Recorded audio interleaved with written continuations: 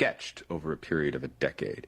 When you think about its reforms of the immigration process, for example, when you think about all the changes to the tax code, not just preventing a tax hike, and of course the no tax on tips and no tax on overtime, but other interesting things including 529s, other savings plans, the Trump bucks, the accounts for newborns. And Continental told the Salem Radio Network this week the White House can be expected to start hosting events to promote and highlight the various components of the bill. More than 20 lives have been lost, and death came in the form of heavy rains and flash flooding in the Texas Hill Country on Friday. Kerr County Sheriff Larry Latha said 24 people were confirmed dead after at least 10 inches of rain poured down overnight, causing flash flooding in the Guadalupe River. Among the missing, more than 20 girls from a summer camp. Officials say the death toll could rise as rescue operations continue. Of course, they're hoping and praying that more people will be found alive. Russia launching 550 drones and missiles across Ukraine overnight. It was the biggest aerial assault since the war began. You find more on these stories at townhall.com.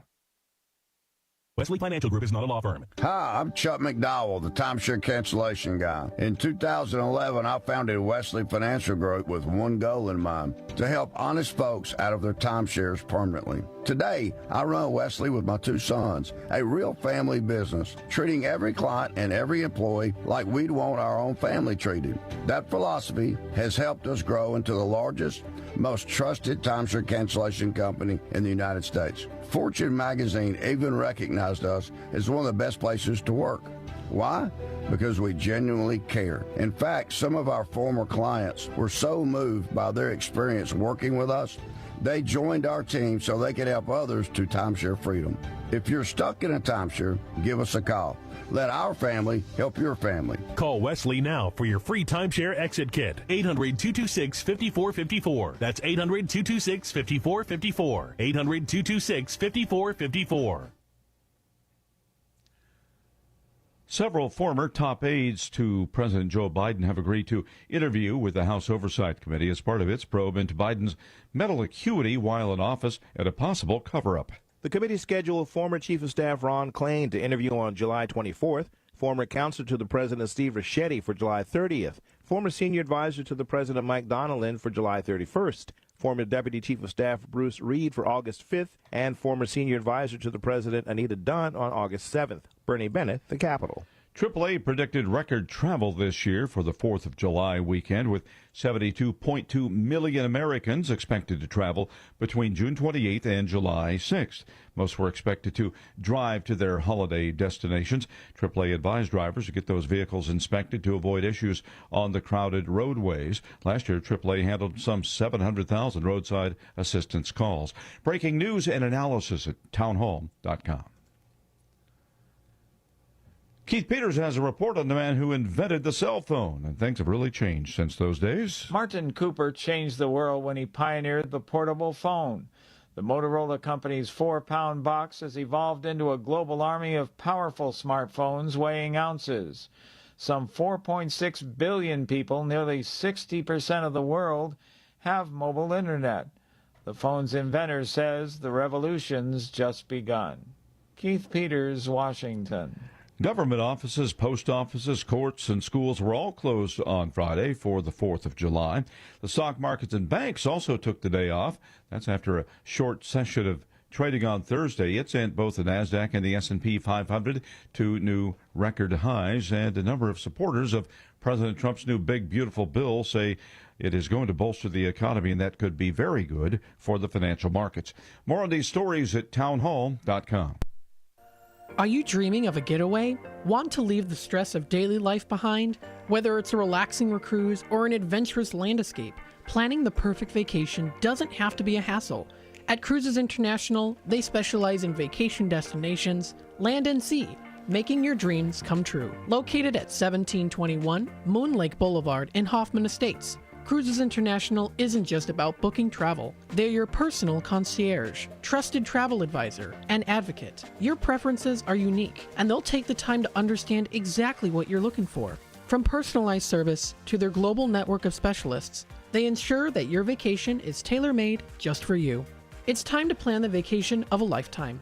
Call 800-255-7447. That's 800 888-255-7447 today and speak to a cruise and vacation expert. Cruises International. It's time to set sail to your dream destination. You want answers! I want the truth! You can't handle the truth! It's time for the truth, the whole truth, and nothing but the truth about Chicago sports. With your host, Marcus Mack. Jed Hoyer, who I like to call Big Ball and Jed, he is going out on his shield, baby. Blake Cowell. And that's exactly what Jerry Reinsdorf wanted. Good enough, but never good enough. And Brandon Combs. There's another show today, my friends. We are here once again. The truth about Chicago sports on WRMN 1410 AM. I am your host, Marcus Mack, and your other host, my brother from another, Blake Cowell. What is going on, my brother? What's happening, Marcus? How we doing today? Happy 5th of July. Hopefully your 4th went well. You're always talking about all the food your family cooks. What was on the menu? Oh man, it was chicken, Italian sausage, and some I think we did rib tips, short ribs, and I think that was basically just the chicken, sausage, and just some short ribs, and then some mac and cheese and black people spaghetti, which is always a nice specialty dish from my mom. She's a master at that. And yeah, no, it was good. It was good. It was great. I actually went to the town. I live in town of Woodstock. They had a great fireworks show. It was like 5 minutes from the house. So went down there, went to go see the fireworks. And I'm a big fan of fireworks. I absolutely love it. So that was just great, man. And yeah, overall spent some time with the family. Just a beautiful day. It started out a little rainy, right? I was a little nervous, but then the sun came out. It was a beautiful night, man. How was your 4th, brother? Pretty good. Sun was shining, was at the pool with some buddies and my girlfriend, and had some food, some roast, some little baked sandwich sliders with some side dishes, pasta salad and whatnot, but it was a great day. Yeah, a great day and a little early morning. I'm feeling a little under the weather, as we call it, but I'm excited to get into it. I know exactly what you mean right there, my friend. The morning wake up was a little slow. But yeah, let's just get right into this sports stuff. We got a lot to break down. We're going to have Brian Teague from the publisher from the Chicago State of Mind. He'll be joining us to talk some WNBA. We'll be doing that at the bottom of the hour here. Where right now I want to start out. We're going to be talking some NBA. Even though the NBA season is done, there's still been a lot of activity going on in the NBA. And now we see that free agency, I guess, quote unquote, well, it has started. Free agency has started in the NBA. And there's been movement. Not enough to really make me go, oh, this team has the advantage. But I have been pleased to seeing where some teams have positioned themselves, considering how fast things moved. Literally, like the NBA Finals was just, 2 weeks ago? A week ago, and now we've already had the draft, and now, bam, NBA free agency teams haven't wasted no time trying to reshape their rosters right away. We saw that the Lakers signed Ayton to a 2-year deal, so they finally get their big man. Milwaukee Bucks released Dame Lillard, which I thought was the right move. Does that signal that Giannis wants to still stay or leave? You could kind of look at it two different ways, and we'll get into that as well. But the two biggest things that stand out to me right now, the Knicks hired Mike Brown and Kevin Durant signing with the Houston Rockets. And I think that definitely has changed the landscape of the NBA in some ways. And people, if they're wondering, what do I mean by that? I feel like the Knicks wasn't necessarily a player away, but I know a lot of people give Tibbs credit, and I'm not a big Thibodeau fan. And for whatever reason, when he was a Chicago coach, he didn't do it for me. I was not won by him. So I don't feel that Tibbs is a championship coach, and others can feel differently, and that's fine. You know, that's why we have sports opinions. I think that Mike Brown might be the difference and maybe turning this Knicks team into a title contender. And like I say, my second thing with Kevin Durant, him going to a team that was already talented. They didn't give up a lot to get him. He's still at an age where he can make a difference. I guess just the real question is, does Houston have enough depth in defense to make that trade become a championship aspiration? Yeah, I want to touch on the first point, talking about Mike Brown, because Mike Brown's been Mike Brown has been around the NBA for a long time. Some was a head coach, some was an assistant coach who spent a long tenure with the Golden State Warriors as an assistant, coached the Cleveland Cavaliers for a while, short stint with the Lakers, and most recently in Sacramento. He has a couple Coach of the Year awards. But for me, the Knicks told Tom Thibodeau, essentially, you're not good enough to get us to the finals. We need somebody else. And where I don't see a lot of where I'm getting kind of lost is Mike Brown's never been to the finals as a head coach. So it's like, yeah, he was around the Warriors for a while, and I get that, but you have to look at that roster too. You're looking at prime Steph Curry and a lot of other excellent pieces. Mm-hmm. And he did really good work with the Sacramento Kings too. Like, this is not a really shade at Mike Brown. This is more shade at the Knicks of saying you wanted to get to the finals, but yet you hired a guy who has also never been to the finals. Yep. So it's a little confusing to me. I think they should have just kept riding it out with Thibodeau, 2 back-to-back 50-win seasons, because that will be the threshold for Mike Brown. Like, this is a high-pressure job for Mike Brown. It's the lights are the brightest right now on the Knicks. They just had a great season. If he doesn't get to the Eastern Conference Finals, people are going to be looking around and say, why did we fire Thibodeau for this guy? Yeah. And I'm kind of already asking that question. And again, no shade to Mike Brown, but the NBA is a tough coaching gig. It's a tough job to keep. I mean, we've already talked about one of the longest tenured coaches in the NBA right now. One of those guys is Billy Donovan, and he hasn't done well enough to keep his job, but here he is with a job still.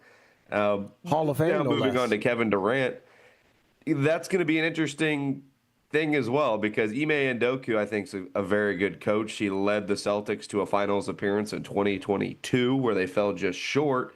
However, that's a young team still, and how much are you willing to shoulder the load on Kevin Durant? How much is he able to take on? I think those questions will be answered. They still have Fred VanVleet. They still have Alperen Sengun. I mean, they do have some pieces there. They obviously were young last year, second in the Western Conference, lost to the Golden State Warriors in the first round in 7 games. So there is talent there, but I just don't know how much more Kevin Durant has in the tank to carry a team like that. That's a great what point. do you think? I don't. Okay, and because Kevin Durant is the clapback king, so I'm glad that he doesn't listen to our show, because if he did, I know he would clap back at this statement without a doubt. Kevin Durant has never led a team to anything, ever. From college to now in the NBA, and on the biggest stages, Kevin Durant has not led a team anywhere. Kevin Durant was a part of a team that was already a championship winner. He didn't make Golden State champions. They made him a champion. They were already champions. Kevin Durant, since he's left Golden State, where to this day, some might say that was the best place for him, and I agree, he has come up short every time. Brooklyn, a disaster. He was supposed to go out there and make Phoenix this viable team. People forget Phoenix was just in the finals a couple years ago. They added Kevin Durant with the thought that he was going to be the player to help push them over the top. And instead, what they found was a team that would lack depth. And when Kevin Durant doesn't feel like playing, who do you got behind to back him up? And then now the leadership thing comes into play. Kevin Durant has no interest in leading anybody. He just wants to come in the gym and play basketball. As the superstar of a team, that's so hard.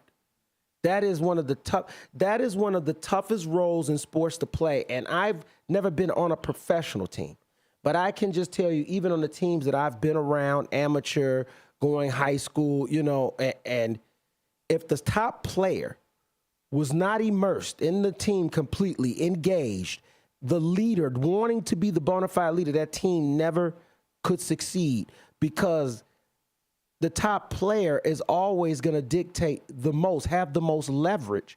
And when that top player chooses not to lead, it creates a vacuum of now who is the leader of this team. And I can't be the leader necessarily if I'm not the best player, because guess what? Now, if I'm trying to instruct another player on the team, he's going to say, man, you're not even the best player on this team. How are you trying to tell me you see how that could backfire? That's why it's important that the best player on the team is the leader, especially when it comes to basketball. A lot of other sports you could get away. The quarterback doesn't necessarily have to be the leader of a football team. He needs to be a voice in the locker room, but he doesn't have to be the locker room voice. Okay, he doesn't have to be Tom Brady, right? But he could, but when it comes to the NBA, look, even that all of his teammates said, and they'll say it over again, when we played with Michael, it annoyed us. It couldn't stand him half the time. But you know what? When I look back on it now, and even then when we were winning, I wanted what he wanted, and that was to win championships. And so therefore, you lead, I'm going to follow. Even though sometimes you rub me the wrong way, I might be behind your back. Well, man, that guy's you know what? But guess what? We're winning. We're winning. And Kevin Durant doesn't have that gene in him. And so that's why Houston Rockets are still, I don't think, over the hump at all. I think they'll be very competitive.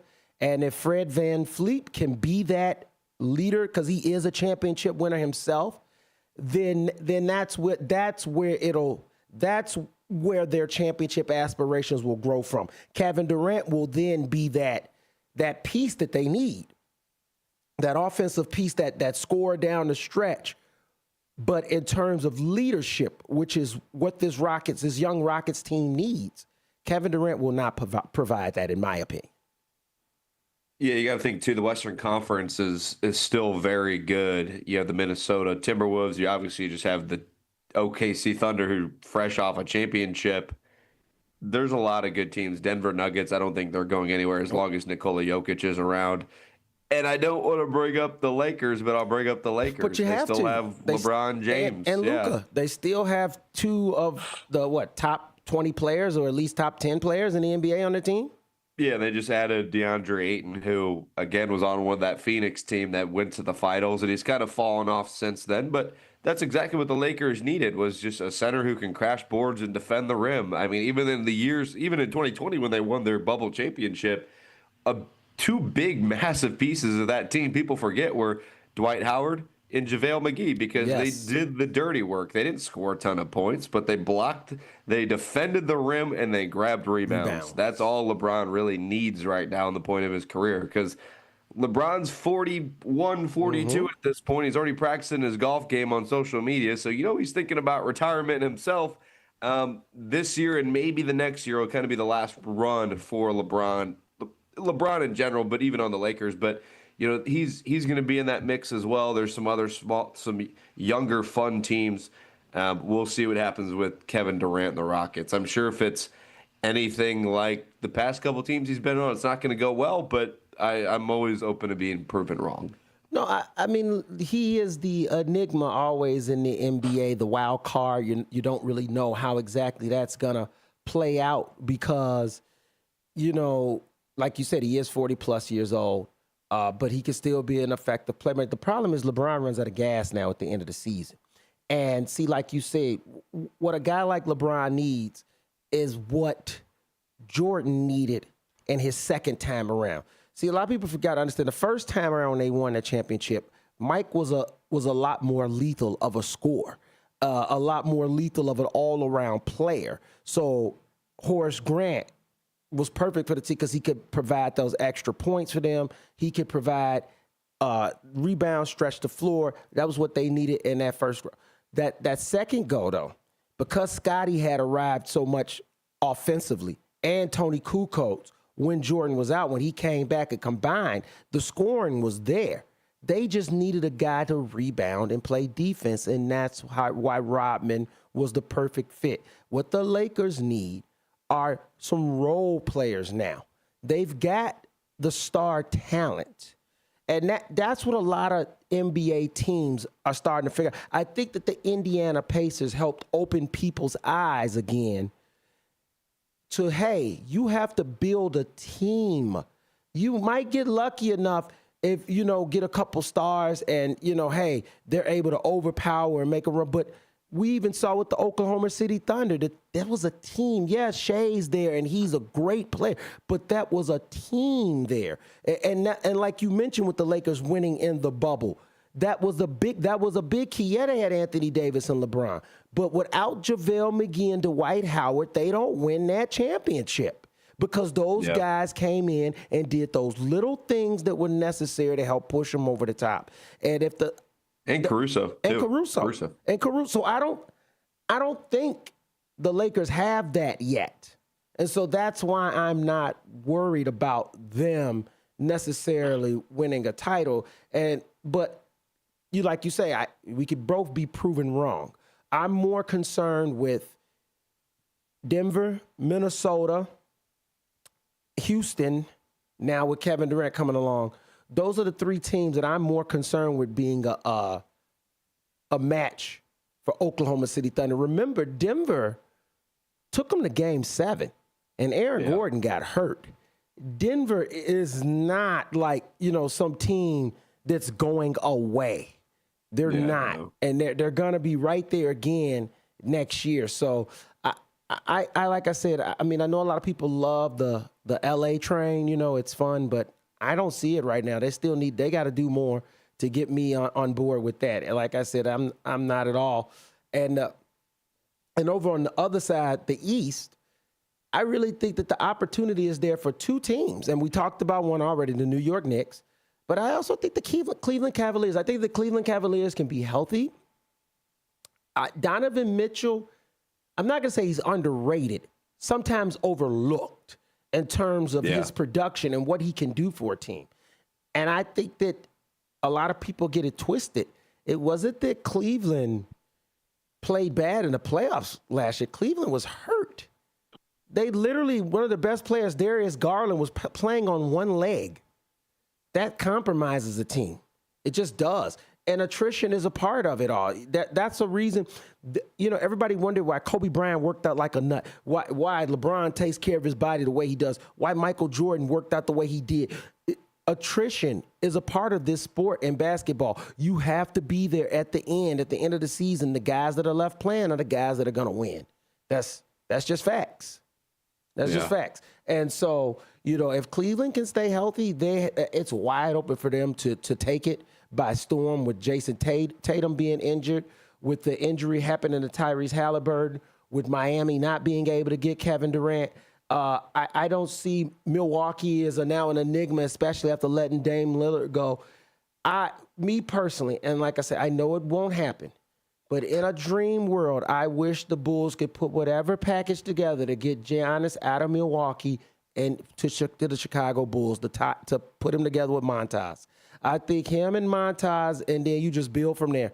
If you got to give up Kobe White, if you got to give up Josh Giddey, whatever, Patrick Wood, give them all here and draft picks. Get Giannis out of Milwaukee, and man, we're cooking with gas. But teams trading in the same division, very unlikely. It's not that it's never happened, just rarely does. And so, especially two teams that are that close together. Exactly. The Bulls and Bucks have had some. If you had to pick a rival for the Bulls, and the Bulls really don't have rivals when you're not that good, you'd probably say the Milwaukee Bucks. Yes. They had that little spurt where I'm blanking. Grayson Allen had a couple hard fouls on Alex Caruso a couple years ago, and it was kind of a good little beef for the Bulls. It felt like for the first time they had a rival since LeBron left Cleveland for the second time, and the Bulls really weren't good anyway. But yeah, it'd be tough to see the Bulls and Bucks swing a trade like that. However, I think the Bulls have some interesting pieces the Bucks could be interested in if they were searching for a trade, because you got to look at, if it's not the Bulls, which is probably not, what are some other teams that could throw their hat in the ring for that kind of player? I mean, could the Golden State Warriors? I don't think they have enough young pieces to get it done, just because their bench isn't that good. Neither is their young stars. Kuminga doesn't have the the trade stock that he once had. I mean, there's few teams around the league that could pull off a trade like that. The Mavericks can make a trade like that. The Thunder could really make a trade like that, even though I don't think they will, just because they're coming off a championship. So do you really need to add Giannis in that contract and give away some young pieces? So we'll see how this offseason goes. The NBA changes on a dime. Like, you could see a notification from Shams saying Giannis wants out, and then 10 minutes later it could happen. Yep. So, like, it is a fast-moving league, and I will say that's the one thing that keeps the NBA very relevant is the soap opera storylines that they do a good job at pushing and keeping wide open, because even as me, as an NBA fan that has fallen off just a tad, because I like college basketball, I love college football, and I love the NFL. So when the NBA is heating up, those other three sports kind of go before it for me. They still stay relevant because they do market their league very, very well. Yes, they know how to create storylines, man. They know how to create storylines, and they know how to sell those storylines very well. And I've always given them credit for that. And the Chicago Bulls side of it, for people wondering what the Bulls have done, they did trade Lonzo Ball. To me, we were joking in the chat group, and somebody said, "Oh, that's new." And I said, "Is that news?" Like and I was being sarcastic because it is news, but at the same time, it's like this should have been happened. Why was really? What at this point, he's a veteran, a guy that's not going to be able to play a lot. His injuries have taken a toll on him. Let him go somewhere where he could possibly be on a contender and try to play for a ring. It was like, to me, this was just like one of those, I hate to say the word duh, but that's kind of what it felt like when they said, oh, they traded, duh. Like, yeah, you should trade him, and guess what? Vucevic next, okay? Patrick Williams also. Like, what are we talking about here? So, still the Bulls, worst front office ever. I'm sticking with that. Come after me if you want, AK. Come after me if you want, Eversley. Both of you are horrible. And to sit there and try to tell us, oh, yeah, we're building, get out. Whatever. Okay. Yeah, sure. You're Jerry's puppets. That's all you are, guy. You're Jerry's puppets. And you know what? Hey, all we can hope is that the next generation of fans just don't care. That's the only way they'll feel it. The next generation of fans just don't care about the Bulls. And maybe that's the only way that they'll feel things. But at this point, like I said, trading Lonzo Ball, I think it was it was a necessity. It was necessary. There was no reason for him to be on the roster. And you know what? His time in here was none, really. Honestly, I mean, was there a time for Lonzo here? But the time before he got injured, I mean, for that brief stint, from November to January of, I guess at this point, 2021, December of 21 into 22. I'm getting my years mixed up because it's been so long. It's been so long. But, man, that was some fun basketball because, again, he was doing exactly what the Bulls needed, was a point guard to facilitate to two guards who aren't really ball dominant, like DeMar DeRozan and Zach LaVine, are not so much ball dominant but not ball handling guards predominantly. You get Lonzo Ball out on the run, you're dishing it to those kind of guys. Caruso, like we've seen just with Oklahoma City, can play 10 different roles if you need him to. I mean, that was some electric time for Bulls basketball, and hopefully we get back to that level soon. Yes, indeed. When we come back, we'll be joined by Brian T. Publisher for the Chicago Sports State of Mind. We'll also be talking Chicago Cubs. We'll be talking White Sox when we come back here on The Truth About Chicago Sports on WRMN 1410 AM. Don't forget the call-in line is 847-931-1410. Don't forget to follow us on YouTube as well, and X. Make sure to check us out on X, Instagram, and Facebook. We'll be back. Theriault Booth, a leading local law firm, is located on the beautiful Fox River in downtown St. Charles. Here's Ryan Theriault. For better or worse, there are just times people need a lawyer. Whether you are involved in a work injury, in an automobile crash, selling a home, or even planning for your estate after your passing, we're here. We're local. We're part of the community. For more information, visit them on the web at tbfirm.com or give them a call at 630-526-4242. This is Joe Cordell of Cordell & Cordell. Cordell & Cordell is the largest family law firm in the country with over 35 years of helping clients navigate divorce. That does give us certain advantages, for example, in experience and resources. But being big doesn't mean less personal or less local. Our attorneys live and work in your community, and as neighbors, they understand the challenges your families face. If you're a guy facing divorce, remember, Cordell & Cordell, a partner you can count on. 2815 Old Jacksonville, Springfield. CordellCordell.com. Kick off your weekend with a little flair. It's Dino's Night Out, every Friday from 2 to 4 p.m. on WRMN 1410 AM. Dino brings you the best of the Fox Valley's entertainment scene. Live music, local artists, street festivals, great eats, and the personalities behind them. If it's happening, Dino's talking about it. And bringing the spotlight is none other than the legendary Arcada Theater, located at 105 East Main Street in St. Charles. Catch dinner, drinks, and a show, all under one historic roof. So whether you're making plans or just love to know what's hot, make it a date with Dino's Night Out, Fridays, 2 to 4 p.m. on WRMN 1410 AM, or stream it live at WRMN1410.com. Dino's Night Out, powered by the Arcada Theater, where Fox Valley comes to play. If you're struggling to pay rent or utility bills, help is available through the Kane County Homeless Prevention Program. Eligible tenants and landlords can receive assistance with up to 12 months of past due rent or utilities, future rent, and security deposits. To qualify, your household income must be at or below 80% of the area median income and meet additional criteria such as risk of eviction or recent income loss. You must currently reside in Kane County and not have received similar aid for the same time period. Apply online at zoomgrants.com by July 31st.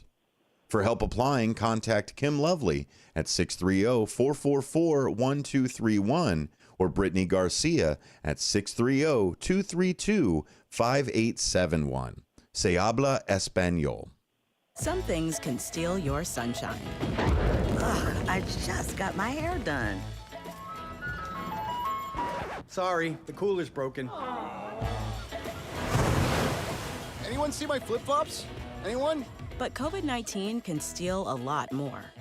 I just took a COVID test. Ugh. Prescription medications for COVID exist. If you test positive this summer, ask your doctor if they're right for you. Visit PfizerForAll.com/COVID-19 to learn more. Sponsored by Pfizer. We asked parents who adopted teens to share their journey. If you build a relationship, then it becomes easier. If you build trust, it becomes easier.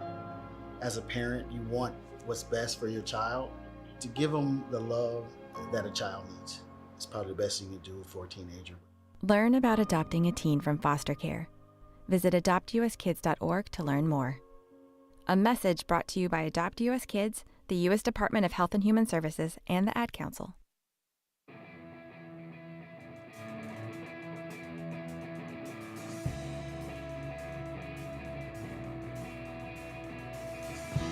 And welcome back to the show. This is The Truth About Chicago Sports here on WRMN 1410 AM in Elgin, Illinois, Studio 14. Let's keep it rolling. We are now joined by publisher from the Chicago State of Mind, Brian Teague, one of my longtime buddies and good friends. Brian, what's going on, brother? Welcome to the show. Hey, my man. Thanks for having me, man. How you doing? Doing very well, very well. You're here with me and my co-host, Blake Cowell. We are glad that you could join us, and let's talk a little Chicago Sky. Let's do it. So you're on the road currently right now, correct? Yeah, man. Heading down to Minneapolis as we speak. Yes, as they get ready to take on the Lynx, and I believe that game is on the 7th, if I'm correct? It is tomorrow. Tomorrow, yes, tomorrow. So on the 6th. This game's on the 6th, tomorrow on the 6th. So we know that the Sky have had a little bit of break, which I think was nice for them to kind of, take a step back. They came up off the last game. They had a good win, good victory. Mm-hmm. We saw them. I felt like they just, played more as a team. We saw a monster game from Angel Reese. And I'm just starting to wonder if that is the kickstart that this team needs to kind of turn it around, because me and you actually, we attended the game when they played the Mystics, and it felt like you know, said the chemistry still wasn't there at that moment. You know, like something was still lacking. And now with this last game the last victory they had, it seemed more a flow. You know what I mean? More competitive understanding of what they're trying to do and get done. And I really enjoyed that, seeing them have that bounce back, especially because the fact they just come off of a tough loss. You know, they come off a tough loss to the Valkyrie. And so to see them bounce back against a Sparks team that, you know, the Sparks they're not, you know, one of the top teams, but I still think they're a very competitive team, and it's not easy to go there and get that victory, especially on the road. What are you seeing right now with this early season? Can they make that turn to be a playoff team? Yeah, that's a good question. I would say this, Marcus. I thought since that Atlanta Dream game, I think we were starting to see the team kind of turn that tide. I mean, as you mentioned earlier, I'm traveling with the team, so I get a lot of those insights. And what I've seen Tyler Marsh do a really good job of keeping the team together, right? Keeping their spirits up, because you know how it is, man. When you're losing, no one wants to get their head kicked in every night, right? But the thing is, they have that veteran leadership that they've talked about so much throughout the course of the offseason, and they've even talked about it a lot during training camp. And what you're seeing is you have like a steady presence, whether it's Elizabeth Williams, whether it's a Beck Allen, Kia Nurse, Aria Atkins, right? You have those steady individuals on that team that are helping complement your young cornerstones in Angel Reese and Camila Cardoso. So with that being said, that Atlanta Dream game is kind of when I start to notice the tide starting to turn a little bit. Now, you did point out the Valkyries game. That was a tough one, right? Because in that game right there, you saw some of the inexperience of Tyler Marsh come out, right, with an intentional foul that he had Angel Reese call there, or to attempt there. And he took total accountability for that in the post-game press conference. He said, hey, that was on me, rookie mistake. I mismanaged that situation. But you know what they didn't do? When they went to L.A., they didn't throw in the towel. They didn't fold. They went out there on Candace Parker's jersey retirement game. A salute to Candace Parker. Great career. She got a championship here in Chicago. But Angel Reese went out there on Candace Parker's day and really stole the show. And that's really what we're seeing right now with this team. We see a team right now that I think is on the rise. As far as the playoffs are concerned, Marcus, I think they got an uphill battle to go there. 2.5 games out as of this call behind the Aces. I'm not sure if they're going to be poised to make a playoff chase or anything like that. But for me, when I look at this season being a success, it's going to be that continued development of your franchise cornerstones. That's what I'm looking at for this season. Yeah. Anything outside of that is an added bonus. Yep. No, you're right. You're right. Those cornerstones are the key. And the development of Haley Van Lith, you know, I really think that she's going to be a very big key for them in their future. This game that's coming up tomorrow against the Lynx, what will it be? What will be the key? Because the Lynx are probably the best team in the WNBA currently. You know, they are the best team. They are the best team record-wise. What will it take for the Sky to be able to get this victory tomorrow against the Lynx? I mean, as you mentioned, right, they're the top team, but we did see the Fever defeat them to get the Commissioner's Cup. And one of the things that I really saw in that game was you had pretty much what you hoped to happen against the Lynx. Courtney Williams didn't have her best game. Nafisa Collier didn't have her best game. That's pretty much what you hope for, right? You hope in a matchup with Collier being such a versatile player who can score in a variety of ways. She rebounds very well. The big thing with them, though, is if you limit her opportunities and force her to take those tough twos, I think that's one of the keys as well. But then also Elena Smith. A lot of people, Marcus, do not speak about her. She's a former Chicago Sky player. She's such a strong post player, and she does a really good job of rim protecting. So really kind of getting her, basically matching her up and defending her in the paint, limiting her offensive rebound opportunities. I think those are just like two of the first things that kind of come to my mind when it comes to the Lynx. You really have to make sure that you take care of the head of the snake, and that's Nafisa Collier. Yeah, no, I agree with that big time. If the Sky were to get this victory tomorrow, would that signal more like, okay, you know what? Yeah, maybe this team might be a playoff team, or maybe it's just sometimes a team, a low team can get a good team every now and again.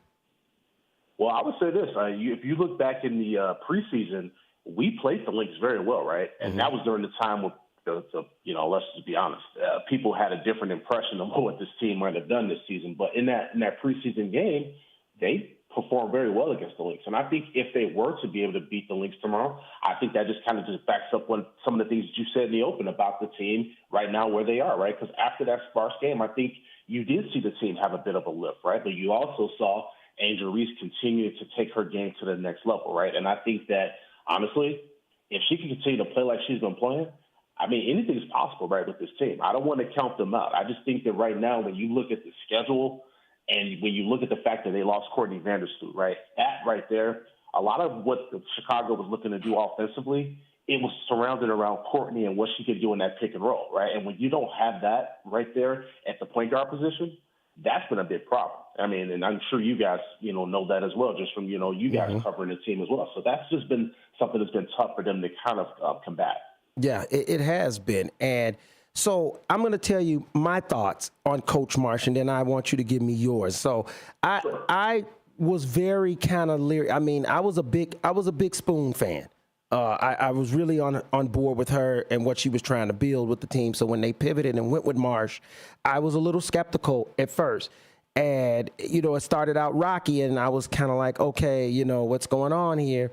And now, but at the same time, this team has stayed together. That part caught my eye. Well, I was like, you know what? He didn't lose this team. And they took some tough losses, some big blowout losses in the beginning of the season, and he didn't lose them. And yet they have seemed to kind of galvanize around him. What's your thoughts on Coach March thus far in this season? I think I'm similar to you. I think when they made the decision to move on from Coach Spoon, I was not really a fan of the move. I understood it in theory, but I thought that she wasn't given a fair chance, right? She had a lot that she was basically dealing with. She didn't have the roster that Tyler Marsh has currently. And I just kind of felt like maybe the front office just maybe held her to a different standard, right? And if she didn't, obviously make the playoffs last year, we can go on and on about, what happened last season. So when you fast forward to Tyler Marsh, what I did like about him is he has that championship DNA, right? I mean, this guy's got more rings than most anybody that you're going to find in the WNBA, right? He's won at every level that he's been associated with. And we also have to think about what he did in Vegas with being responsible for Jackie Young's development. So when I saw those things, I said, you know what? We got these young players on here in this franchise that we have to make sure that we get to the next level. He could be the perfect coach for that. Now, you look at some of the early part of the season where we had the struggles, we were getting blown out at ball games, and I was looking and I'm like, okay, his rotations aren't the best. His in-game adjustments need to be tweaked a bit, right? But those are all things that you see with a young head coach. I mean, we saw it last year with Nate Tibbetts when he came to the Mercury. It was the same thing, right, where he was making a lot of those mistakes. But now look at the Mercury in year 2.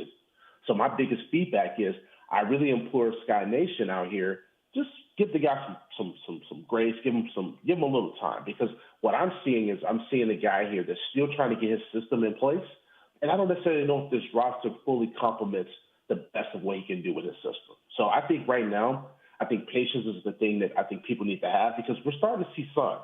And the biggest thing that I feel is you have your star player in Angel Reese, who basically has publicly defended this man. So if Angel Reese is good with what's going on, then I think that everybody else should be as well. Hey, Brian. Well, first and foremost, thanks for joining the show. Love your insight on what's going on with the Sky. It's my first year covering the Sky, really. So it's kind of fun to dive in, but it's also good to hear someone who's been covering it for a while. For this team, it seems like long term they're going to need Angel Reese to just keep developing, which we've seen. She has 4 straight double doubles. Mm-hmm. What have you seen from her this year that maybe we didn't see last year, and what signs does that kind of point to how she's going to help take this team back to championship relevancy? Hey, that's a great question. I think the biggest thing is we're seeing that Coach Marsh has unlocked her versatility, right? And last season, again, I'm not trying to take a shot here at T-Spoon, but you guys remember Angel Reese was mostly parked out in the paint, and her and Camila Cardoso were in the paint.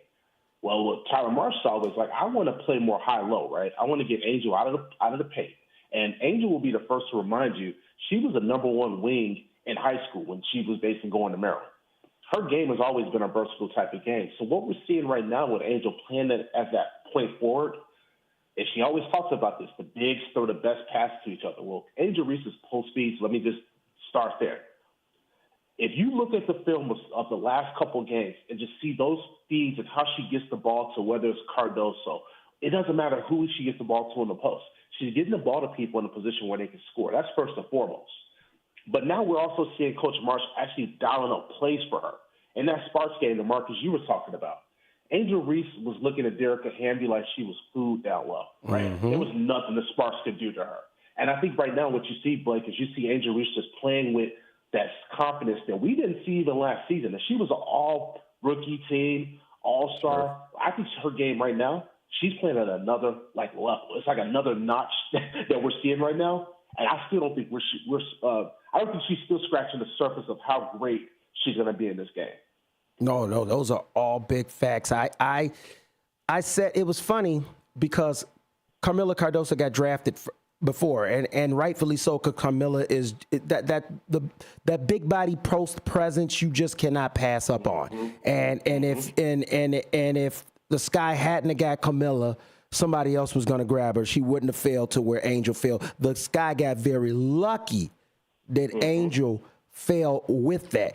Because make no mistake about it, Cardoso's that big body glue that you need to anchor the front line, and especially for boards and for defense and getting some clutch shots down in the paint. But Angel's the star. She's the one that's got the higher ceiling, and we're seeing it. We're starting to see that ceiling get reached. Before we let you go, Brian, when is Carmilla coming back? Because I know right now she's been playing with the Brazilian national team. When is she coming back to join the team? So that's the thing that we're all trying to pinpoint, because when I asked Coach Marsh this before she left for the AmeriCup, he anticipated that she would be back for the game against the Lynx. Mm-hmm. I've reached out to the PR staff. They have not pinpointed that specific time point. So I would say right now is probably looking like it'll probably be her returning against the Mystics with an outside shot that she's back for the game tomorrow.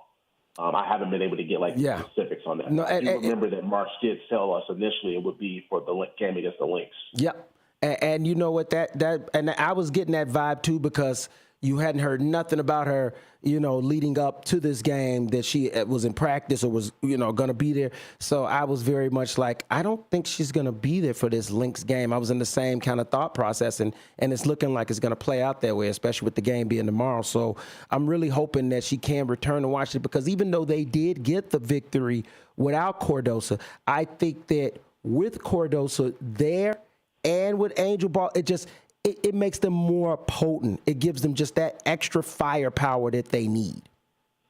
No, I agree with that. And I really hope, and I'm not sure how much you guys have watched of the AmeriCup, but the way that Camilla's playing right now, kind of how she left. Yeah, she's balling.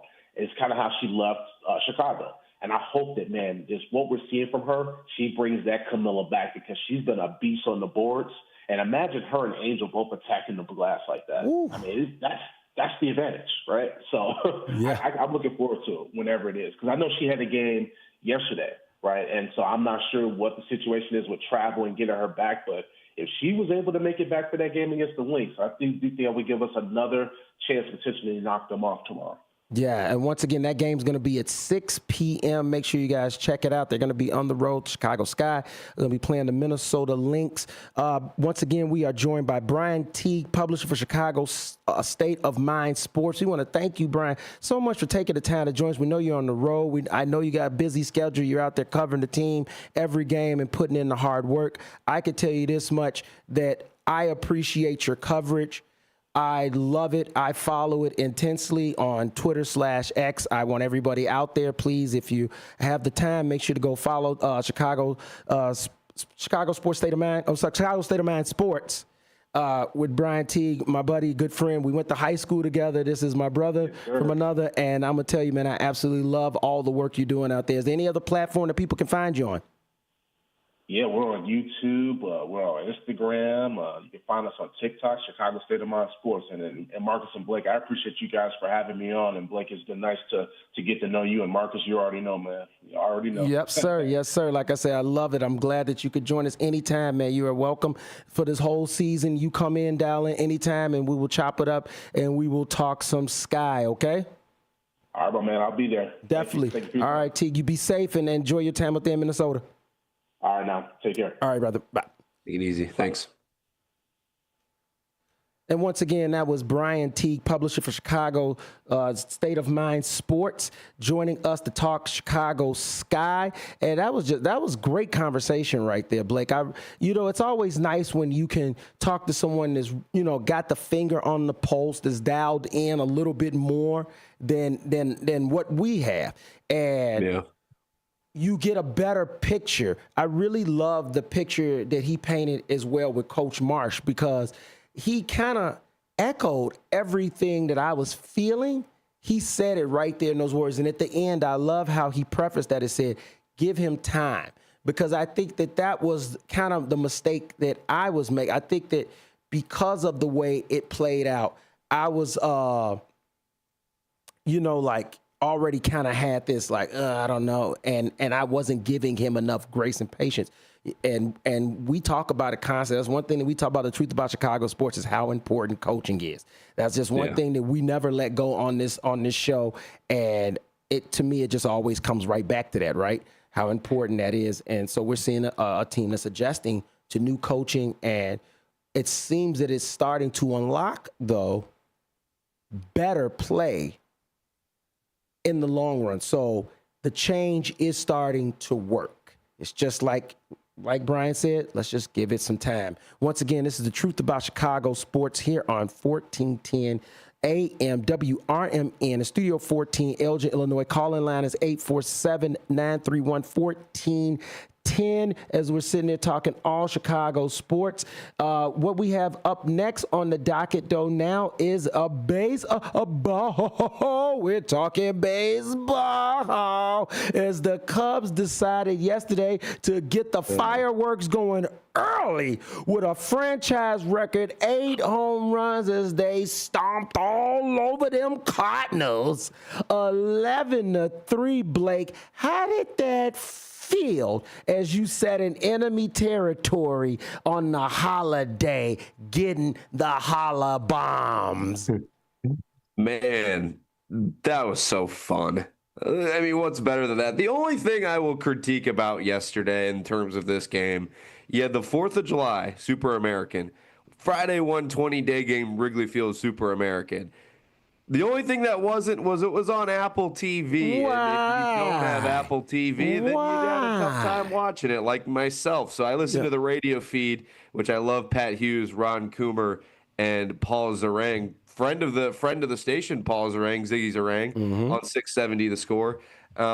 It was Pat Hughes was in his bag calling 8 home runs. I was getting ready for my 4th of July activities with the radio going, and all you hear is, that's a deep drive, that's a deep drive. And it was over and over and over. And I was like, they are killing the St. Louis Cardinals. And it was so fun to listen to. I watched the highlights after, so I did end up seeing it with my own eyes.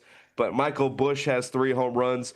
I believe that was the first 3 home run game from a Cub since Dioneer Navarro in 2010 or 2012. I'll have to double fact check that. I remember watching that game when I was 10 years old on WGN after school, or in the summer, my apologies. I mean, it's been a long time, but you see Michael Busch go for 3 home runs, PCA 2 home runs, Carson Kelly, Dansby Swanson, Seiya Suzuki, the list goes on and on.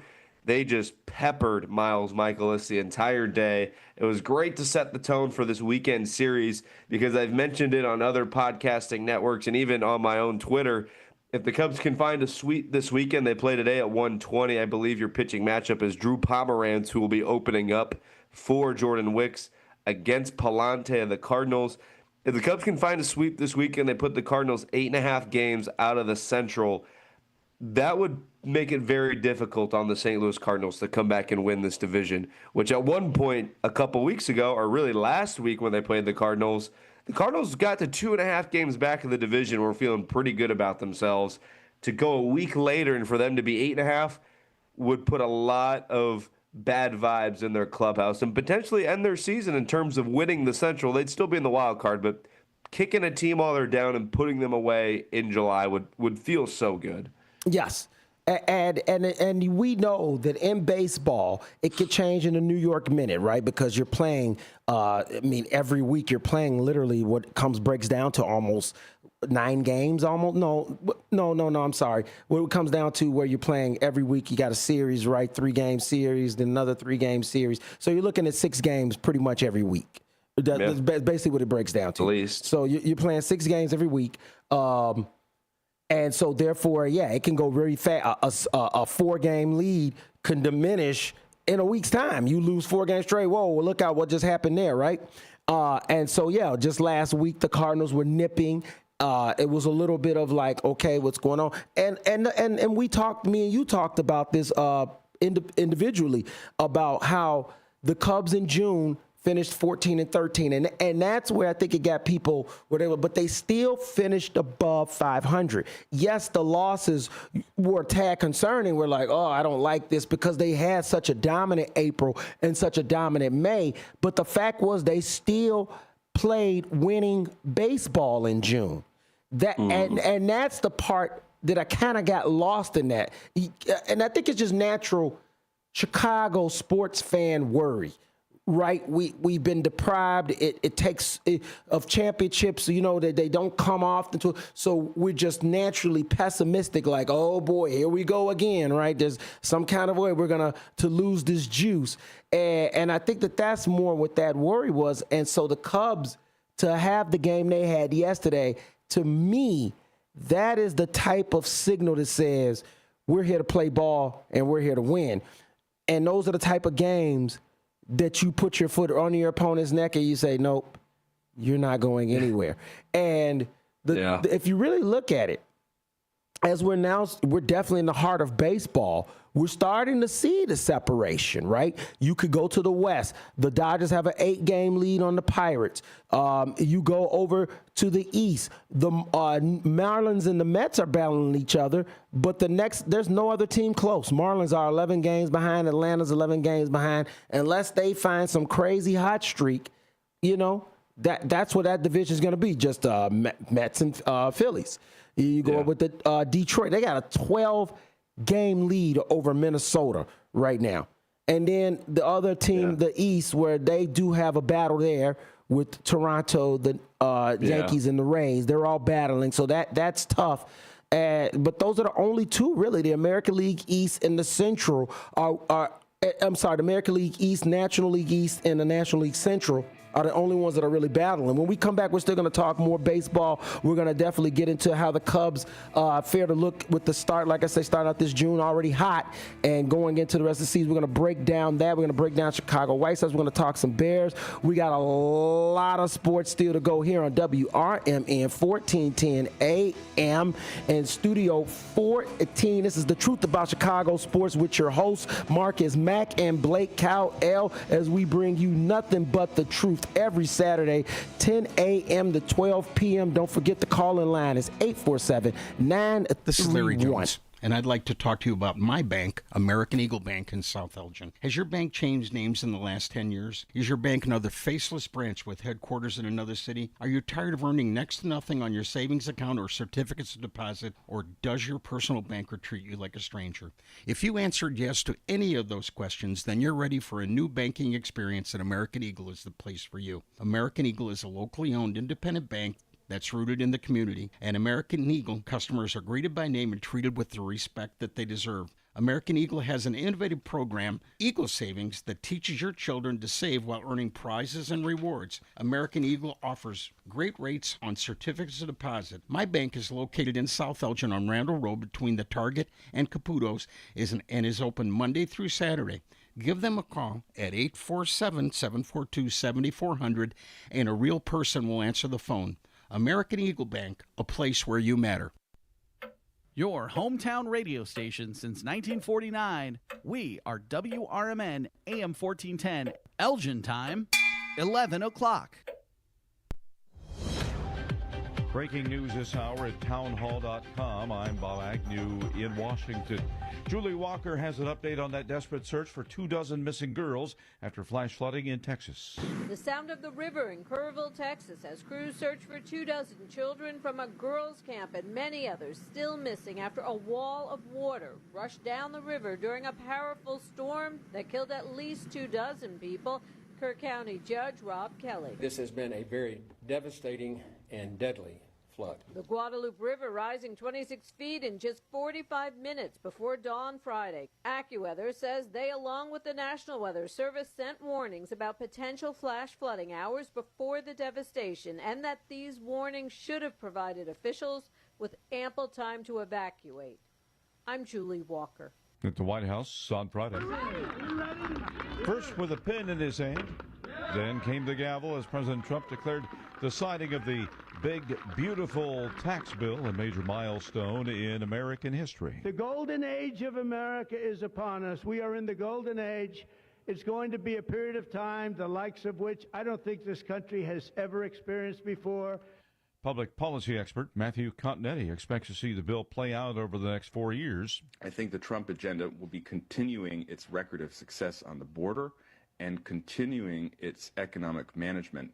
Hamas has given a positive response to a ceasefire proposal. Hamas said positively to that proposal. There are some points that needed to be clarifications regarding to the Israeli withdrawal from the posts that they captured after last March. That is Mohammed Taha reporting from the BBC Arabic, and the 60-day proposed ceasefire was the idea of U.S. President Trump. More from townhall.com. Hi, it's Mike Gallagher. You work hard, you build wisely, your home has become one of your greatest assets. If you're staying put this summer, this might be the perfect time to put that equity to work. Whether it's funding a second home, helping your kids get their start, or simply creating more margin in your financial life, Mike and Brian at Fellowship Home Loans are the only ones I trust to guide you through it. They've done loans for my family. They tailor every loan to fit your goals. Fellowship is a direct lender and operates with your best interest in mind. If you're looking to access your equity through a refi or exploring a HELOC for some cash this summer for a second property, or maybe tackle those updates you've been putting off, start with people you trust, people I trust. Go to fellowshiphomeloans.com/Mike G, fellowshiphomeloans.com/Mike G, or call 800-510-MIKE, 800-510-6453. Fellowship Home Loans, mortgage lending by the book. Nationwide Mortgage Bankers, DBA Fellowship Home Loans, Equal Housing Lender, NMLS number 819382.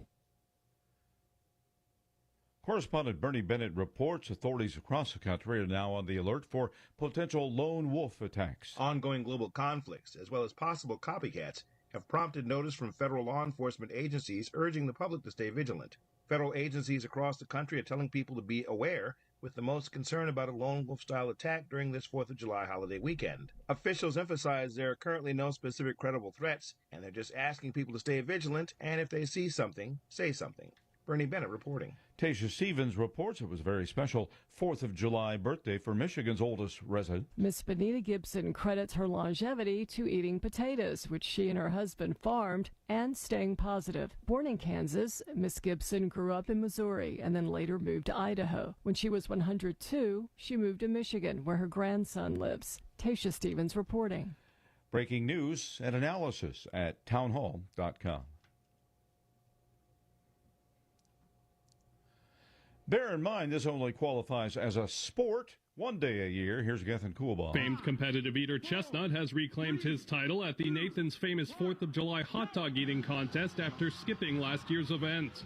With 70.5 hot dogs and buns in 10 minutes. The 41-year-old Westfield, Indiana native secured his record 17th mustard belt in 20 appearances before cheering fans at Coney Island in Brooklyn. I was excited. I love being here. And, man, I wish I had ate a couple more. Sound courtesy of ESPN. I'm Gethin Coolbaugh. AAA predicted record travel this year, with 72.2 million Americans hitting the roads between June 28th and July 6th. Actually, only most of those are expected to drive. Some will be flying to their destinations. AAA advising drivers to make sure and get their vehicles inspected before they make long trips. They got nearly 800,000 assistance calls last year. More from Town Hall.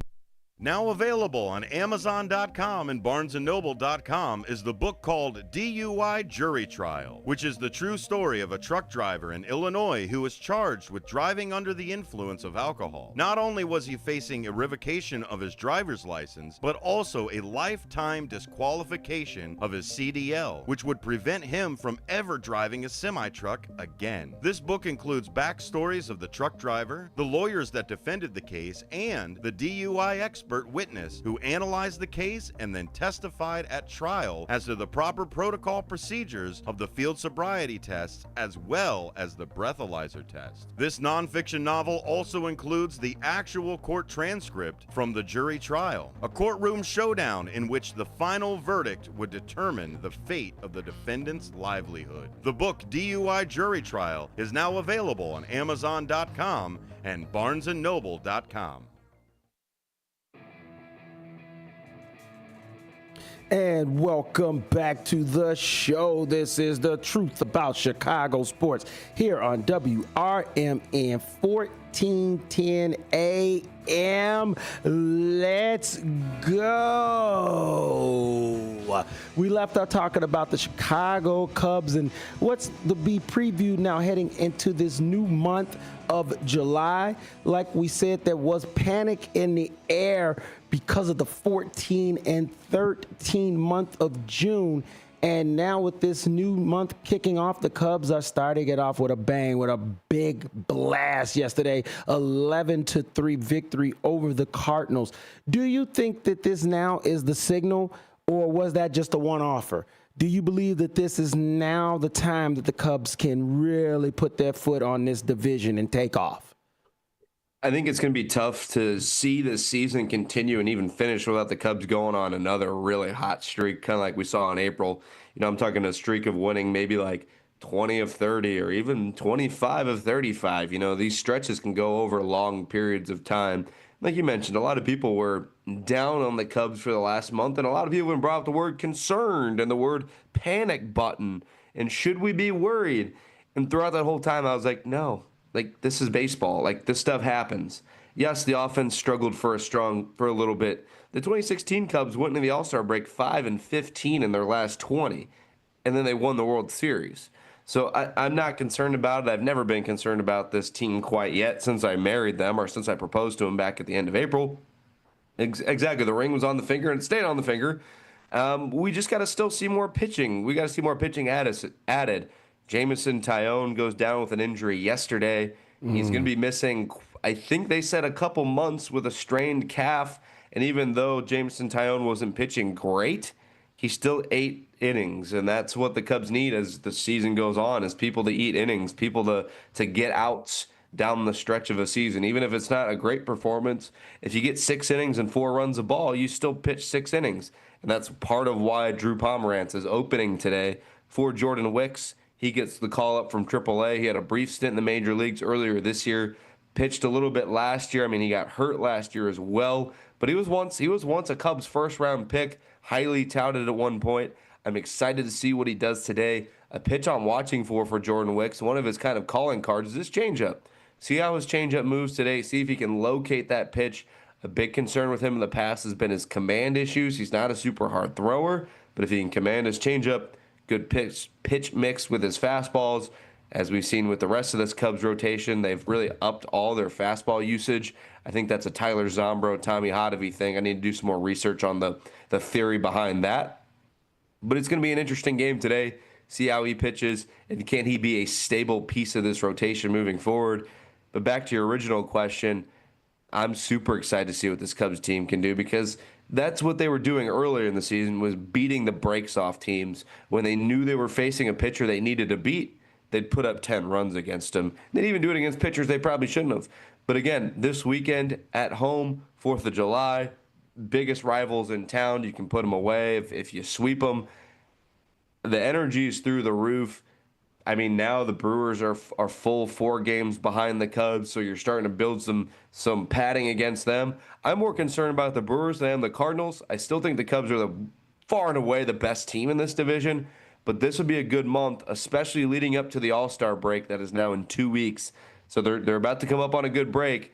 Finish this half strong. If if you can get to about 20 games over 500 in the first half, that would be an electric end to what has already been a very good season. Yeah, they're right now sitting just 2 games under being 20 over 500.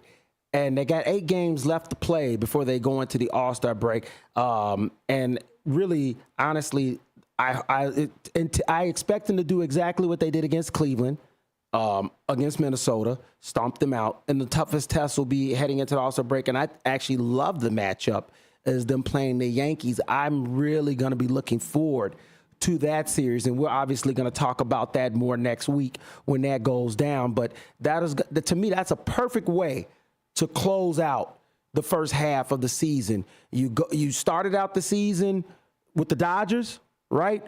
Big test. And you played them a couple more times at the beginning of the season, which I thought was great. I thought it was a great litmus test for the Cubs early, right? And now you get a perfect another litmus test to end the first half of the season against the Yankees. And I'm not gonna worry about it, right? Like I said, because you still got to deal with St. Louis, still got to deal with Minnesota. So not gonna put cart before the horse. But at the same time, yeah, with these 8 games left, it's very, very, very viable that the Cubs will be 20 games over 500 heading into the All-Star break. And that's where I think that's when we're going to start to see Big Ball and Jed start to work. Like, we're getting there. Like we're here now. We've talked about it. Yeah. It's been, mentioned. It's been flirted around with. But now we're starting to get into that moment where Big Ball and Jed's going to start looking around. He's already been looking around, but now it's going to be the time where offers are going to start to go. Cubs GM was actually on, because a lot of people think that Big Ball and Jed's the GM. He's not. But the Cubs GM was actually on ESPN 1000. And he had an interesting point. Because they said, are the phones ringing? And he said, yeah, the phones are. He goes, it's nothing like, it's just bait, right? What do you think? If this scenario happened, what would you think?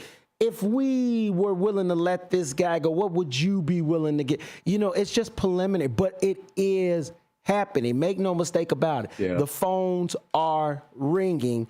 The ideas are being formulated. Deals being done, not yet, but get ready. Because I'm telling you, something's in the works, okay? Something's in the works big time.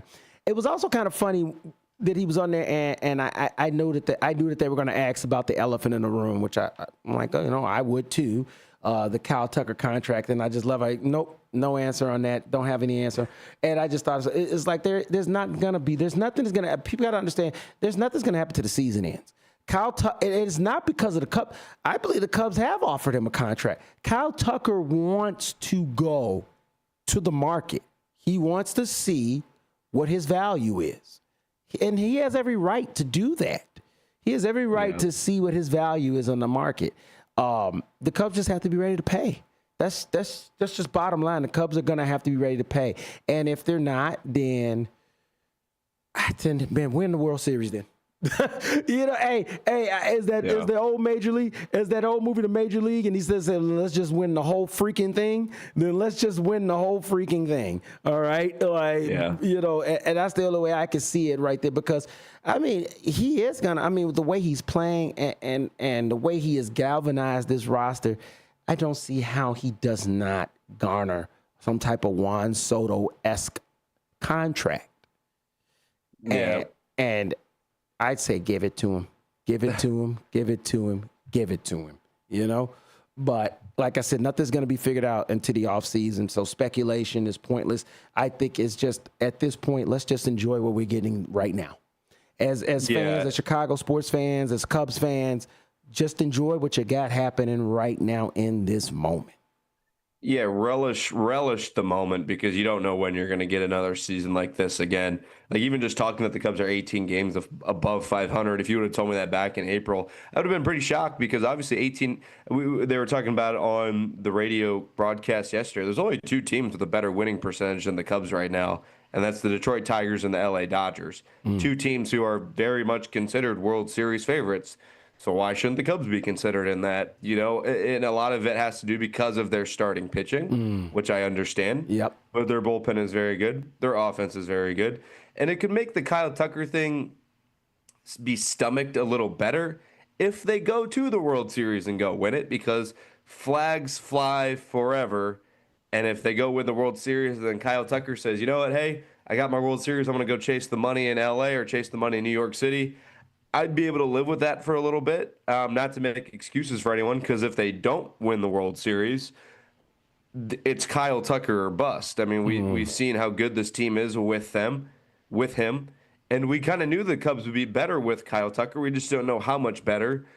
But they are best in the league level type good with Kyle Tucker. They are one of the best offenses in the league with Kyle Tucker level good. Seiya Suzuki has 24, maybe 25 home runs. I think yesterday put him at 24. PCA has 23 home runs. Michael Busch now up to 17 with his 3 yesterday. Kyle Tucker's at 17 or 18. I mean, he lengthens this lineup in a way that we haven't seen really since Chris Bryant and Javier Baez and Anthony Rizzo were in the lineup. When I'm watching a Cubs game and I see the next 3 in the order of Kyle Tucker, Seiya Suzuki, PCA, and then Michael Busch, depending on who's pitching, could be in that 5 or 6 spot, and even Ian Happ, and not so much Dansby Swanson just because he's batting 5th and his OPS isn't that good.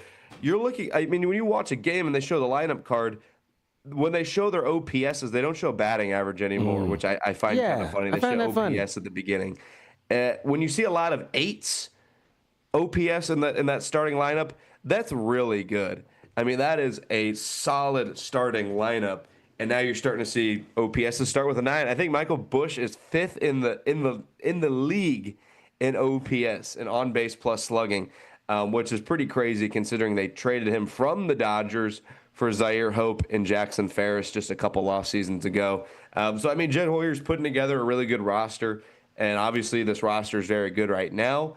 Now it's about sustained success. The Cubs still have a great farm system. Adding Kyle Tucker for 5 to 6 years lengthens that lineup tenfold. Again, when the Cubs struggled in 2018, when they lost to, or when they blew the division and didn't make the playoffs. And then 2019 when they lost in the wild card. And then 2020 when they made the playoffs but lost to the Marlins.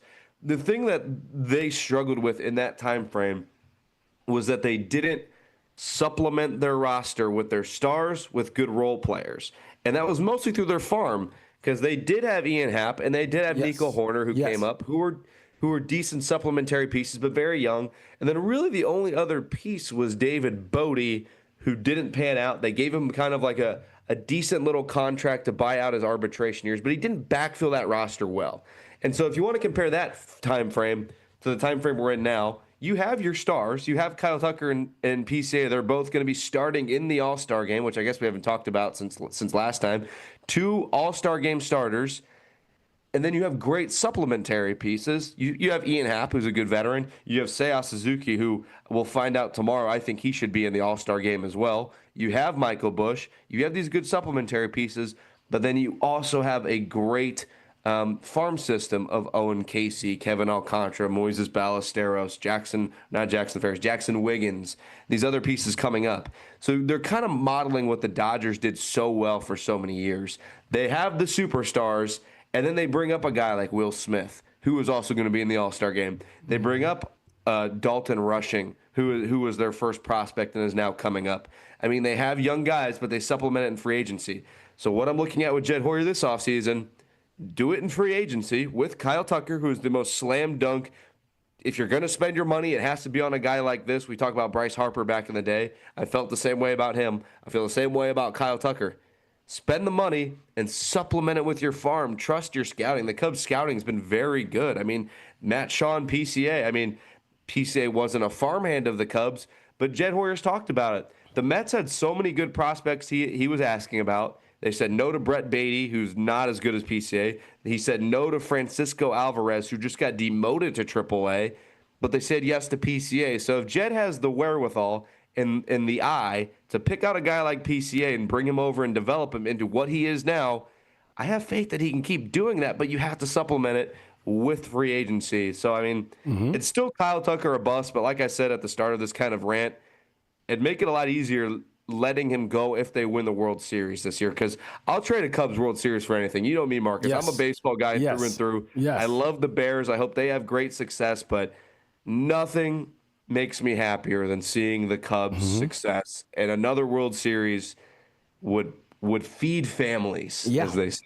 And you know what? You brought up a great point about them being able to bring up talent. Don't forget that because of the way they've been able to bring up talent is why they got Kyle Tucker, because they were able to trade away. What was the kid's name? Cam Smith. Cam Smith, who's looking like he's gonna be something, right? Yeah. And so imagine if the Cubs had been able to keep him on. We'd be talking about another young star on this team. So they've done very well in bringing up their talent of recent. I even liked Carson Kelly at catcher, and the other catcher, I'm blanking. I'm sorry. Okay, Maya. There we go, Maya. I like those kids. You know what I mean? Yeah. You got to remember, think about this. People, and I know you remember it well because you follow this team stringently, but remember, they let go of Contreras. Wilson Contreras was a top at least 20 catcher in the major leagues. I think that's fair to say, right? Yeah. I mean, he was solid. Yeah, he's solid catcher, right? And they let him go in free agency. And so now you've got two solid catchers in your, that's called replacing. Yeah. Yeah. And that's what the Cubs have done very well. And this, think about this. They won the World Series of 2016. They tried to compete in 17. 18, it was clear the wheels were falling off. And then I think it was 19 when they decided to make all the changes. No, 2021 was when they trade all the pieces away. When all the pieces went away? But you could tell in 2018, 2019, 2020 was kind of an anomaly, shortened season, so anything could happen. When did they lose? When did they lose Russell? When did they lose Russell? What was the kid? What was his Russell? Addison Russell. When did they lose Addison Russell. I felt like that was the signal when Addison Russell, and they had to let him go. You know, he got into trouble. He had some off-field stuff. When Addison Russell was, I felt like that's, you know what I'm saying, when you started to see the downfall within the hitting and the roster and the team coming apart. And that's what I'm kind of referencing when I'm comparing the Dodgers and the Cubs to their different styles. Because when the Cubs were competing every year, the Dodgers were right there. And Cubs fans especially make I say they make these jokes, but every team makes these jokes of, oh, why'd we trade this guy? Because there are some Cubs farmhands that have gone on to other teams that we've traded away that have done really well. Like we said, Cam Smith was traded away and has done really well. But then you have to look at a team like the Dodgers, who has always stayed competitive. They've made big trades at the deadline. A guy like Yordan Alvarez with the Houston Astros, who is hurt this year but has won some World Series with the Astros. He used to be a Dodger farmhand because they've made trades. O'Neal Cruz with the Pittsburgh Pirates used to be a Dodger farmhand because they backfill so well, and you have to give away talent to get talent. So when you trade away a guy like Zaire Hope, who they traded for Michael Busch, Michael Busch is a very good player, and so is Zaire Hope, because now he's like a top 10 prospect amongst some prospect rankings. And Cubs fans, some of them, want to cry and get upset at Jed Hoyer for trading away these assets. You got to give away good to get good. So when I'm putting together these mock trades and say, hey, I want Joe Ryan from the Minnesota Twins, I'm willing to give up a guy like Owen Casey or a guy like Moises Ballesteros, because if I'm giving away this talent, I'm trying to win a World Series.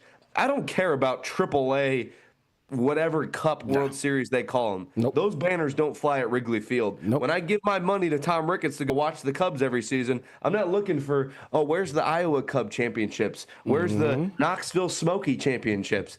I'm looking for where the Chicago Cubs championship banners are, Marcus. Slide a pennant, baby. Upcoming offseason or this upcoming trade deadline, when we're talking trades and we're talking about prospects to give away, we're doing it to win championships. And the Cubs, the third best team in baseball right now, because they've been up and down. They've been toward number one, they've toward number three. They'll probably drop to number 5 at some point. They're one of the best teams in the league, and they're going to be acting like it here come August. You got to take the window. Like we say, baseball, I don't think there hasn't been a back-to-back champion since the Yankees. And that was what, the early 2000s? Yeah. It is so hard to win World Series, and that's why if you got a window, you go all in for that season. You don't say, "Oh, we're going to try to set ourselves up for next year." That's not how baseball works. It's too long of a season. There's too many variables that can happen to you because you've got too big of a roster to try to contend with. This is the one sport that I tell you that having a star on your team means something and at the same time doesn't. In football, yeah, you gotta have studs. You gotta have a stud quarterback, a stud wide receiver, a stud couple guys on defense.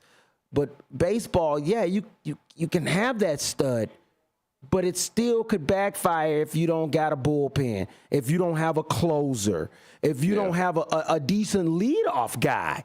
You know what I'm saying? He ain't even got to be an all-star. He just got to be able to get on base and move and be moved around on the base pads.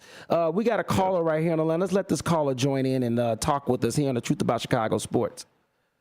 Caller, you're on the air. This is The Truth About Chicago Sports. What do you got for me and Blake? Yeah, I like the truth. You guys got the scanner on. You're reviewing the stuff I can't watch, that minor league baseball and all the stuff that Marquee puts out there for what goes on with the Iowa Cubs. But I've become a Cubs fan in the last few years. I got Marquee Network. Can't watch that other team in town. But this is Cleveland Dennis. I grew up watching the Cleveland. Indians. Yeah, and it's still the Indians for me. But the Cubs, it's a dynamic team, I think. I seen that game the other day when they beat the Tribe 1-0 in 9 or 10 innings, I think it was. And I do like the talk, what you guys are talking about, how to trade talent for talent, because it seems like the GM, I guess, has followed some kind of path of the Dodgers, the hated Yankees, the Red Sox, and teams that are upper echelon all the time. I just want to let you know I'm listening, and I like to talk. Thank you so much, Cleveland, man. We appreciate you. We know you listen all the time, and you are a valued caller and listener. You call us anytime, buddy. Thank you very much. You have a great 4th of July weekend. I just want to say, you talk about stuff that you can't hear this just anywhere. You guys are pretty cool with what you just talked about now, and I like the show. Thank you. Thank you so much, brother. We appreciate it. Thank you, Cleveland. Once again, we love all our callers out here on The Truth About Chicago Sports. They get to call in and talk to us. Cleveland, man, he is very special to us in this station, so we just thank him for being there for us and listening and saying those good words. That's, Blake, that's what we try to do, right? We try to just give a little something a little bit different. We know that there's other sports stations out here. We're not blind to them. We know, we're fully aware. But guess what? We're just something new, something fresh, something different. And that's what we try to give you guys, that truth that maybe you just don't get nowhere else. That's right. Truth, baby. That's right. And if you want the truth, oh man, we've talked about I've engaged the Cubs. I'm falling in love with the Cubs, and I'm looking at. It's only July, Marcus, but I was talking college football with a buddy the other day, and I was talking a little football, and I was getting a little excited for the fall, and I said, you know what? To be honest with you, I'm not really worried about football too much till the middle of October, because I'm expecting a deep playoff run from this Cubs team. And as fun as the Bears are going to be in training camp, I know we're going to get into that as well. Yeah.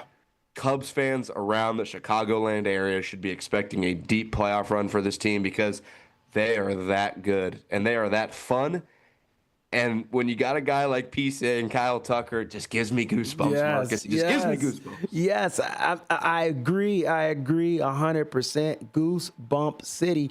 And you know what? It's time. Like we said, they've arrived. And you know what? They are following the model of teams that are having that success year after year after year.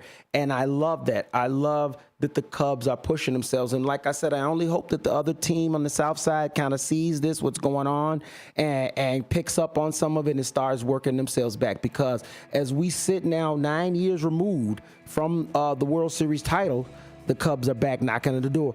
That's how you rebuild. Yeah. Kudos kudos to the Cubs, and kudos to Big Ball and Jed for bringing this team back around as we sit now 2025 looking for that deep run. Once again, this is The Truth About Chicago Sports here on WRMN 1410 AM in Studio 14, Elgin, Illinois. Phone number is 847-931-1410. This is Marcus Mack and Blake Cowell, your hosts, and we will come back shortly from break. Stay tuned. When disaster strikes, flood or fire, every second counts. At Emergency Construction Group, they specialize in immediate response and same-day service for any residential, commercial, or industrial emergency across the Chicagoland area. With over 30 years of experience, they've got the expertise, manpower, and equipment to handle any size loss fast. They follow strict IICRC guidelines to restore your property the right way, the first time. Their team values transparency, constant communication, and strong ethical standards because your peace of mind matters. Licensed, bonded, and insured, they're here for you 24/7, 365 days a year. Call 855-4ECG now. That's 855-432-4669. Or visit their website at emergencyconstructiongroup.com and let Emergency Construction Group put your life back together one step at a time. That's Emergency Construction Group. Your satisfaction is their passion. When your car is making a strange noise, no matter what it is, you can't just pretend it's not happening. That's an interesting sound. It's like your mental health. If you're struggling and feeling overwhelmed, it's important to do something about it. It can be as simple as talking to someone in your community, or just taking a deep, calming breath when you need it. Nice.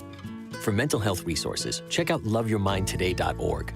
At loveyourmindtoday.org, you'll find information that may help you get through a tough time. Things like tips for dealing with stress, how to navigate difficulties like financial worries, anger, substance use, and more. You can also find real stories of how people navigated their own mental health challenges. Because once you start to address the problem,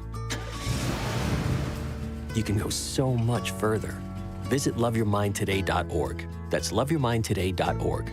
Brought to you by the Huntsman Mental Health Institute and the Ad Council.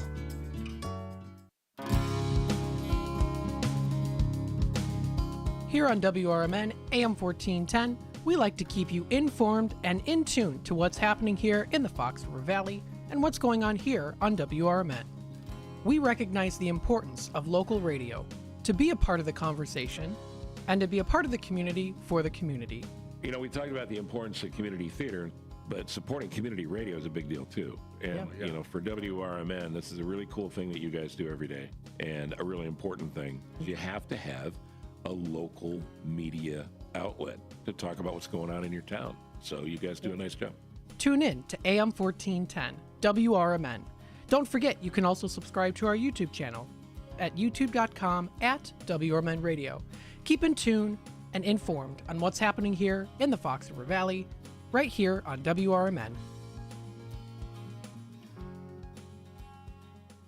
This is Larry Jones, and I'd like to talk to you about my bank, American Eagle Bank in South Elgin. Has your bank changed names in the last 10 years? Is your bank another faceless branch with headquarters in another city? Are you tired of earning next to nothing on your savings account or certificates of deposit, or does your personal banker treat you like a stranger?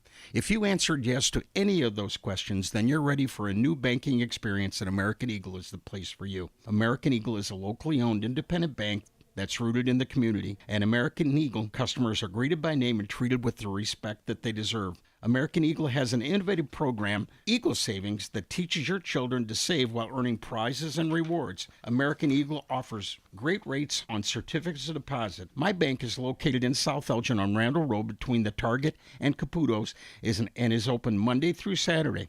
Give them a call at 847-742-7400, and a real person will answer the phone.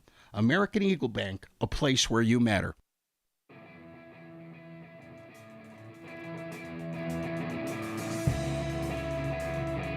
Back to the show. This is The Truth About Chicago Sports here on WRMN 1410 AM. Let's go. And we are now getting ready to start soon, Blake. Football.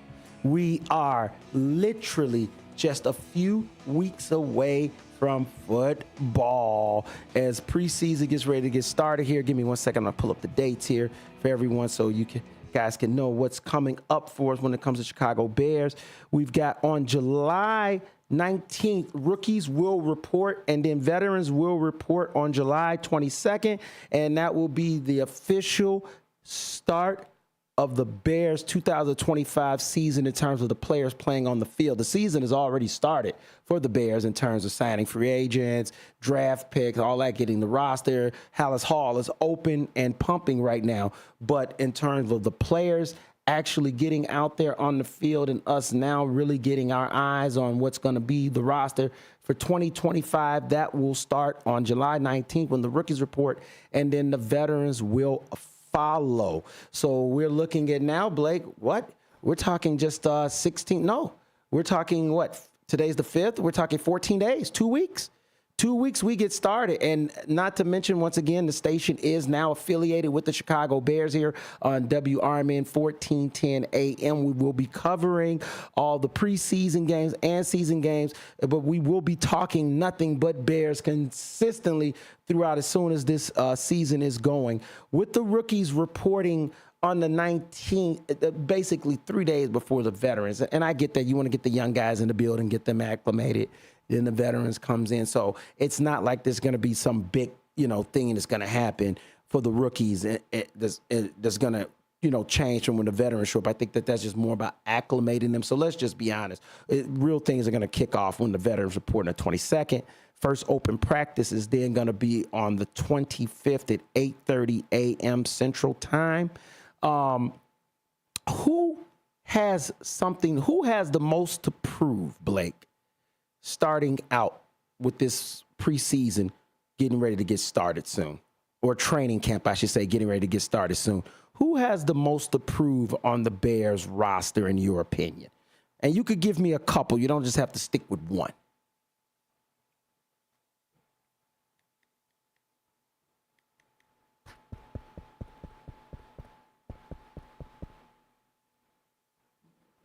Mike, you're muted. There we go. Start that again, brother. Yeah, no. I said I think the easiest answer here would be Caleb Williams, but Caleb Williams doesn't have a competition in camp. We know he's going to be the starter come day one. So I think a guy that has a lot to prove on day one is the guy who not a lot of people believe in, is Braxton Jones. We've heard about it all offseason. We've talked about this revamped offensive line. We've talked about Dahlman. We've talked about Joe Tooney. We've talked about Darnell Wright. I mean, we've talked to all these guys, but the question that still comes up is Braxton Jones a left tackle in the NFL? Can Braxton Jones protect Caleb Williams' blind side? He's got pressure on him. He's got Kareem Amagaji coming into his second year, who we didn't see a lot of good things from last year, but development happens. He will grow.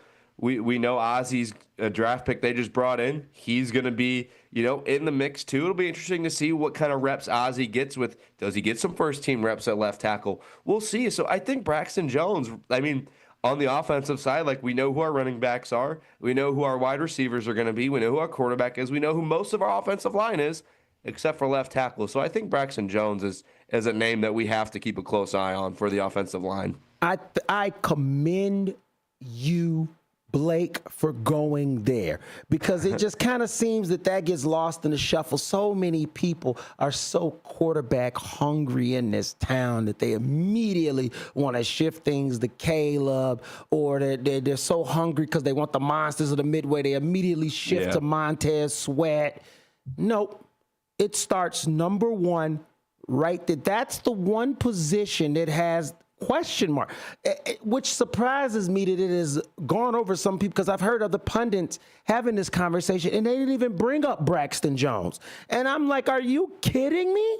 He has the most to prove out of anyone, because everybody else on that line now has proven themselves. See, he was able to get lost in the shuffle last year and the year before because we had question marks at center. We had question marks at the guard position. So at both guard positions. So it was like, you know what? At least we got somebody there that we know. And hey, he's done somewhat of a decent job. Okay, cool. But guess what? Now we've got studs. Now we got everybody on that line that's capable and more than and can hold their weight big time. So now you got to prove that you can also. You're the leaky pipe. You know, Braxton is. Yeah. Sorry, but you are. You out of anybody. So it's Braxton number 1 for me. Number 2 for me that has to prove, I'm sorry, it's the hitman. It's the hitman, Jaquan Brisker. The hitman has got to show me that he can be the force majeure that I believe that he is and stay healthy on the field. The hitman is one concussion away from his career being over. That's what people have to understand, okay? And he is a linchpin. It is no mistake that when the hitman went down, you saw this defense start to fall apart and you saw the team start to fall apart. It ain't no secrets, man. I'm telling you right now, he's the linchpin. He is the linchpin to that defense more than people understand. And I think that he is the second person with the most to prove. The hitman has got to stay on the field. He's got to be there for the Bears. He's got to be on the field. Okay? Number 3 for me, Cole Kmet. Yeah. Cole Kmet for me. You don't draft another tight end that high if your tight end, your starting tight end is that guy. The Chiefs were not going to draft Colston Loveland if they would have had the 10th pick. Sorry. Even though Travis Kelce is up in age, he's still that guy for them. You see what I'm saying? You're not getting a guy that high. Colston could replace Kmet as the number 1 tight end, potentially with where you draft. Think about it. They drafted Cole Kmet in the 2nd round. Yeah, you don't draft a guy that high for him to just ride the bench, you know. For him just to hold a clipboard and say, hey, no, you drafted that guy to play if you drafted him with the 10th pick in the 1st round. So Cole Kmet, tons to prove. Proved that you are the number 1 tight. Prove that you are a top tight end in the league. Come out there and show everyone that you deserve it all. The bucks, the notoriety, everything. So he's my 3rd guy. Who do you got as a number 2 or number 3 guy to prove? Yeah, I got a couple names here, and I'm kind of lumping them all together because I think as a unit they have something to prove. And that's the defensive line. I have 3 names here. I have Montez Sweat, Grady Jarrett, and Gervon Dexter. Montez Sweat has something to prove because he only had 5.5 sacks last year. With a monster contract. The Bears didn't trade to get Montez Sweat for 5.5 sacks. They traded for him to go get double-digit sacks. So he's got something to prove. Now, I will give him some slack because when your defensive line is not very good, you get double-teamed quite a bit, and that can hinder that. And that's what brings me to number 2, which is Grady Jarrett, who got a 3-year, $43.5 million contract to help take the pressure off of Montez Sweat. He's got something to prove, and a lot of this won't be proved technically in training camp, but I need to see some positive signs. Like when you're reading Twitter and you see people who are covering training camp, they need to go, Grady Jarrett had a good day. He was destroying. He was taking Joe Tooney to school type of things, which iron sharpens iron. I don't look too deep into which unit is dominating the other unit because I think the Bears offensive line is very good, but this defensive line can be very good too. Grady Jarrett has to create pressure to alleviate off Montez Sweat. And the 3rd guy is Gervon Dexter Sr. Why?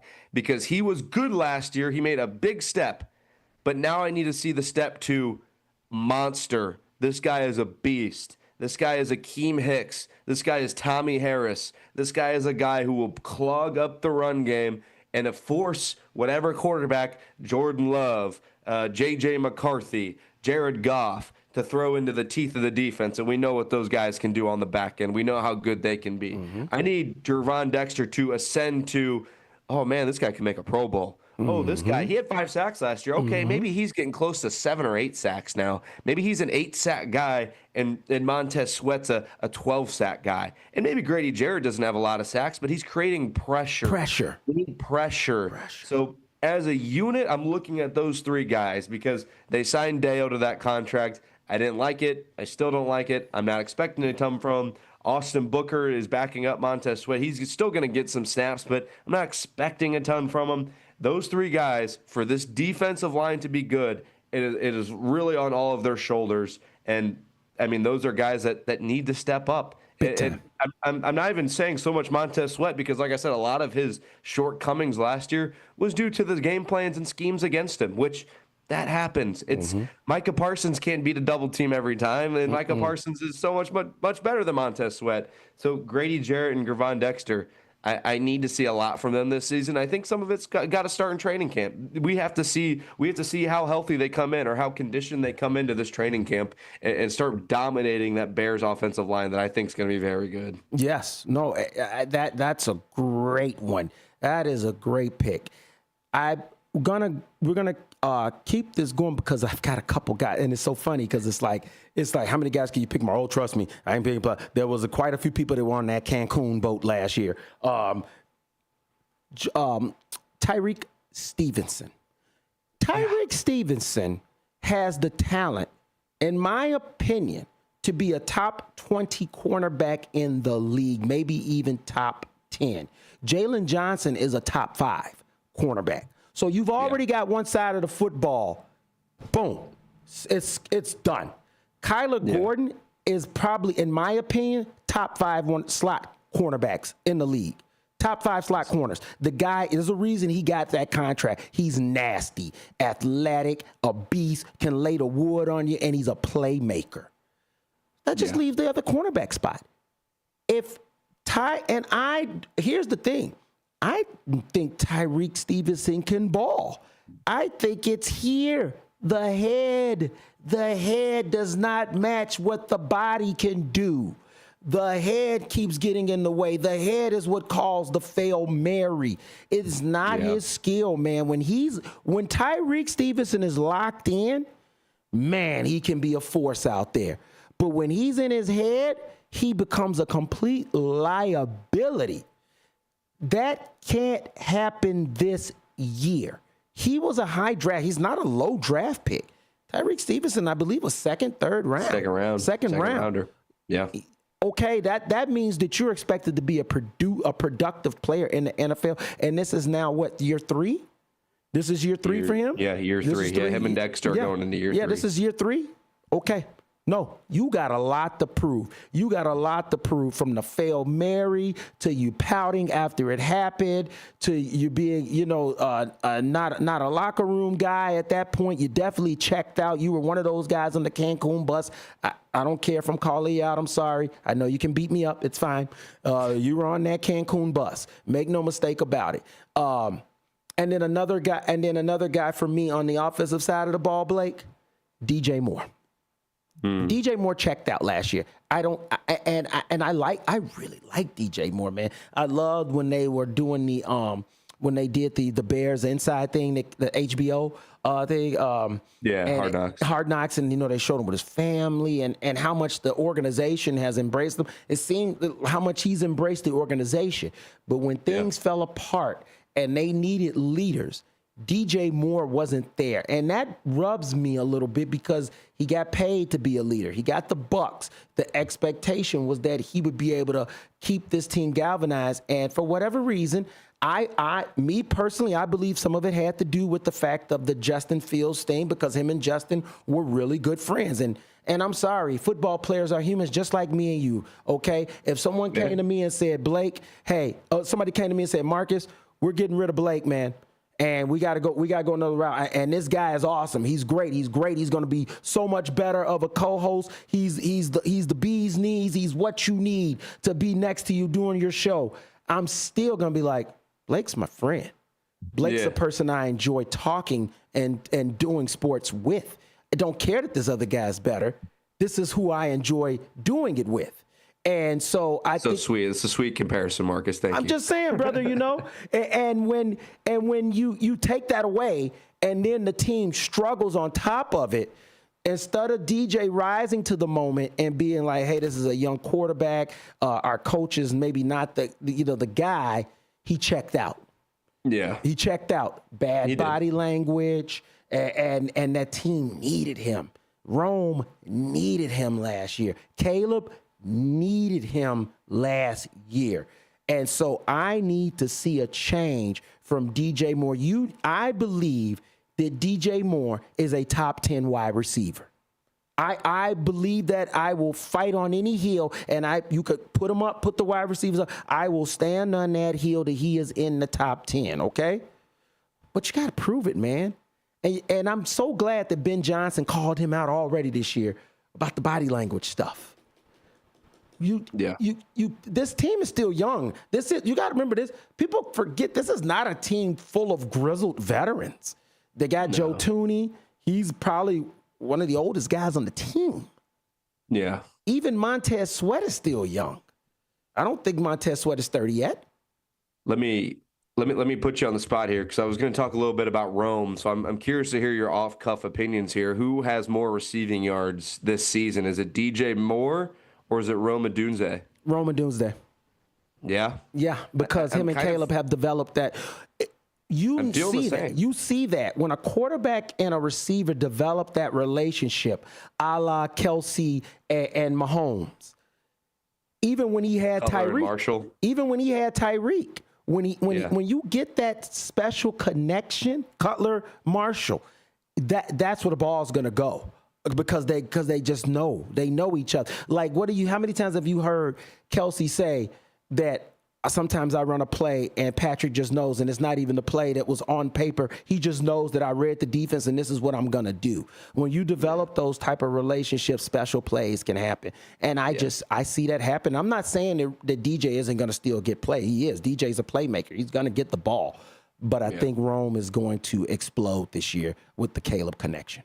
Yeah, and I was going to talk about him briefly after you got done talking about DJ Moore. Not as something that Rome has something to prove, but we just talked about Dexter's development. We talked about Stevenson's development, and Rome's development's right in there because let's remember, like, the Bears played a lot of close games last year. They didn't win a lot of the close games, but when it was getting down to the wire, Caleb trusted Rome Odunze to make some very spectacular plays. Some plays that kind of fly under the radar where Caleb throws the ball 2 feet out of bounds and puts it in one place where Rome knows he can catch it because he's so good with his hands and good with his feet, with his footwork. He trusts he can make that play. And like you said, that's why I agree with you. I think Rome's going to have a better year than DJ Moore.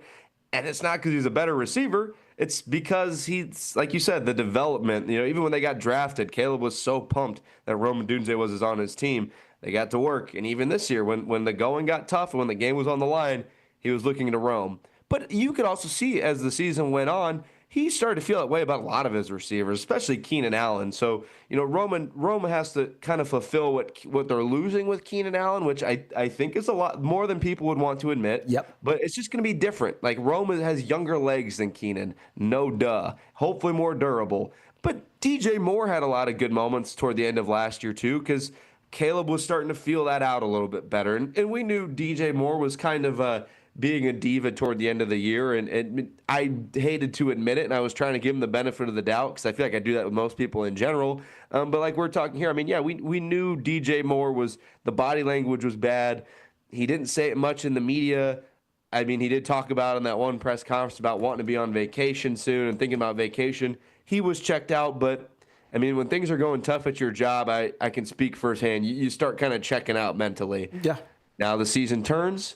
They get a better coach, a smarter coach, a more probably player-friendly coach in terms of wanting them to succeed. But most importantly, more discipline and more accountability. What word to more use. Accountability. Accountability. That was the word I was looking for. Accountability. So when that starts to turn the wrong way, Ben Johnson's going to be like, hey, man, you're getting paid a lot of money to not act like this. Let's straighten it up. Or, hey, let me dial you up a play. We're going to get your mentals right. I'm going to make you a little trick play here. We're going to do a little hook and ladder downfield. It's going to fire the team up, and you're going to be a part of it because I need you to succeed. I think that's what Ben Johnson is kind of instilling here is he obviously knows what coach wants their players to act like that.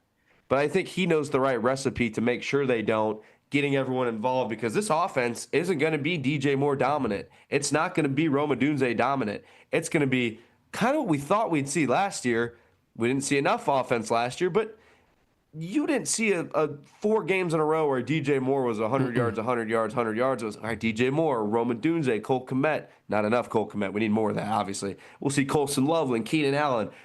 There's going to be a mixed bag. So Ben Johnson has his hands full when it's going to come to managing these egos all in one offense. And you got to remember attrition, So there's going to be times when you're not going to have DJ Moore, Rome, Luther, Tyler Scott, all four available.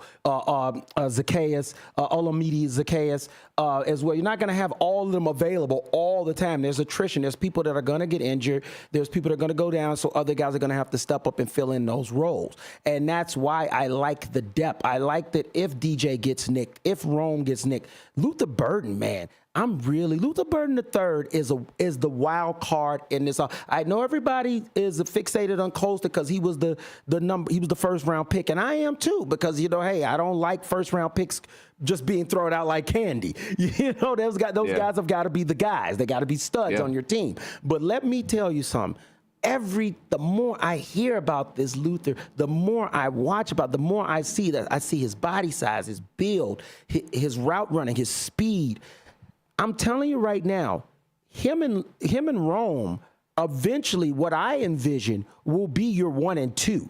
Eventually, as I think that once DJ's next contract goes, unless DJ's playing out of his mind, it won't be a re-up. It'll be another younger guy to come in, and then you'll see Rome and Luther move into the 1 and 2. And I believe that Luther Burden really can fall into that role. Everything that I hear about him.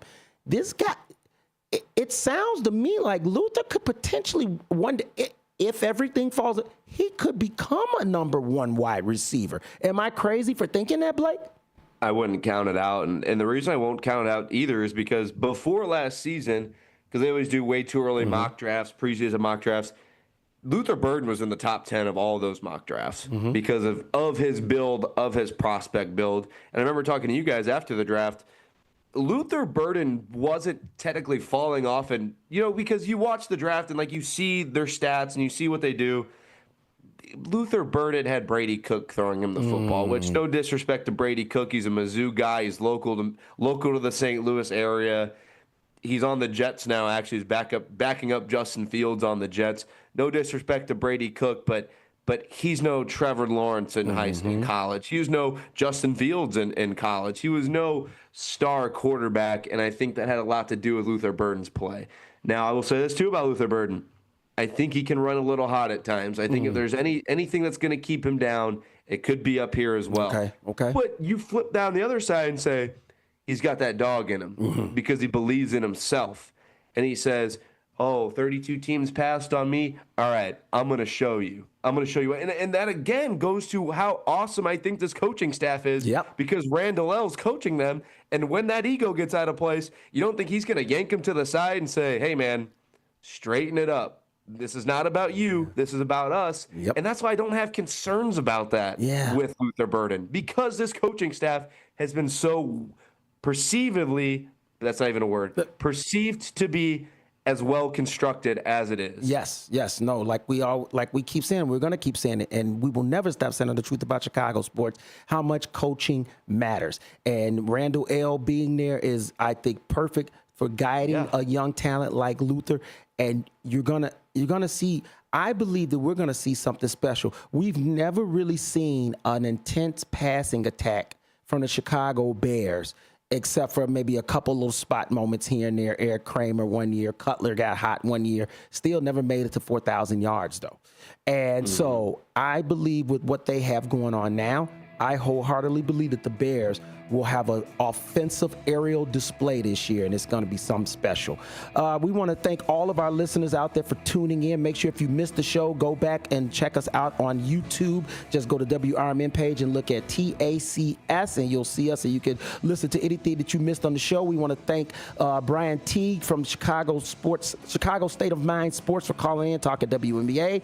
We want to thank you, Brother Blake, for joining us once again. Always thank the boss man, Dean, Sonar, and Matt. We appreciate you guys for letting us have this time. Truth About Chicago Sports, WRMN 1410.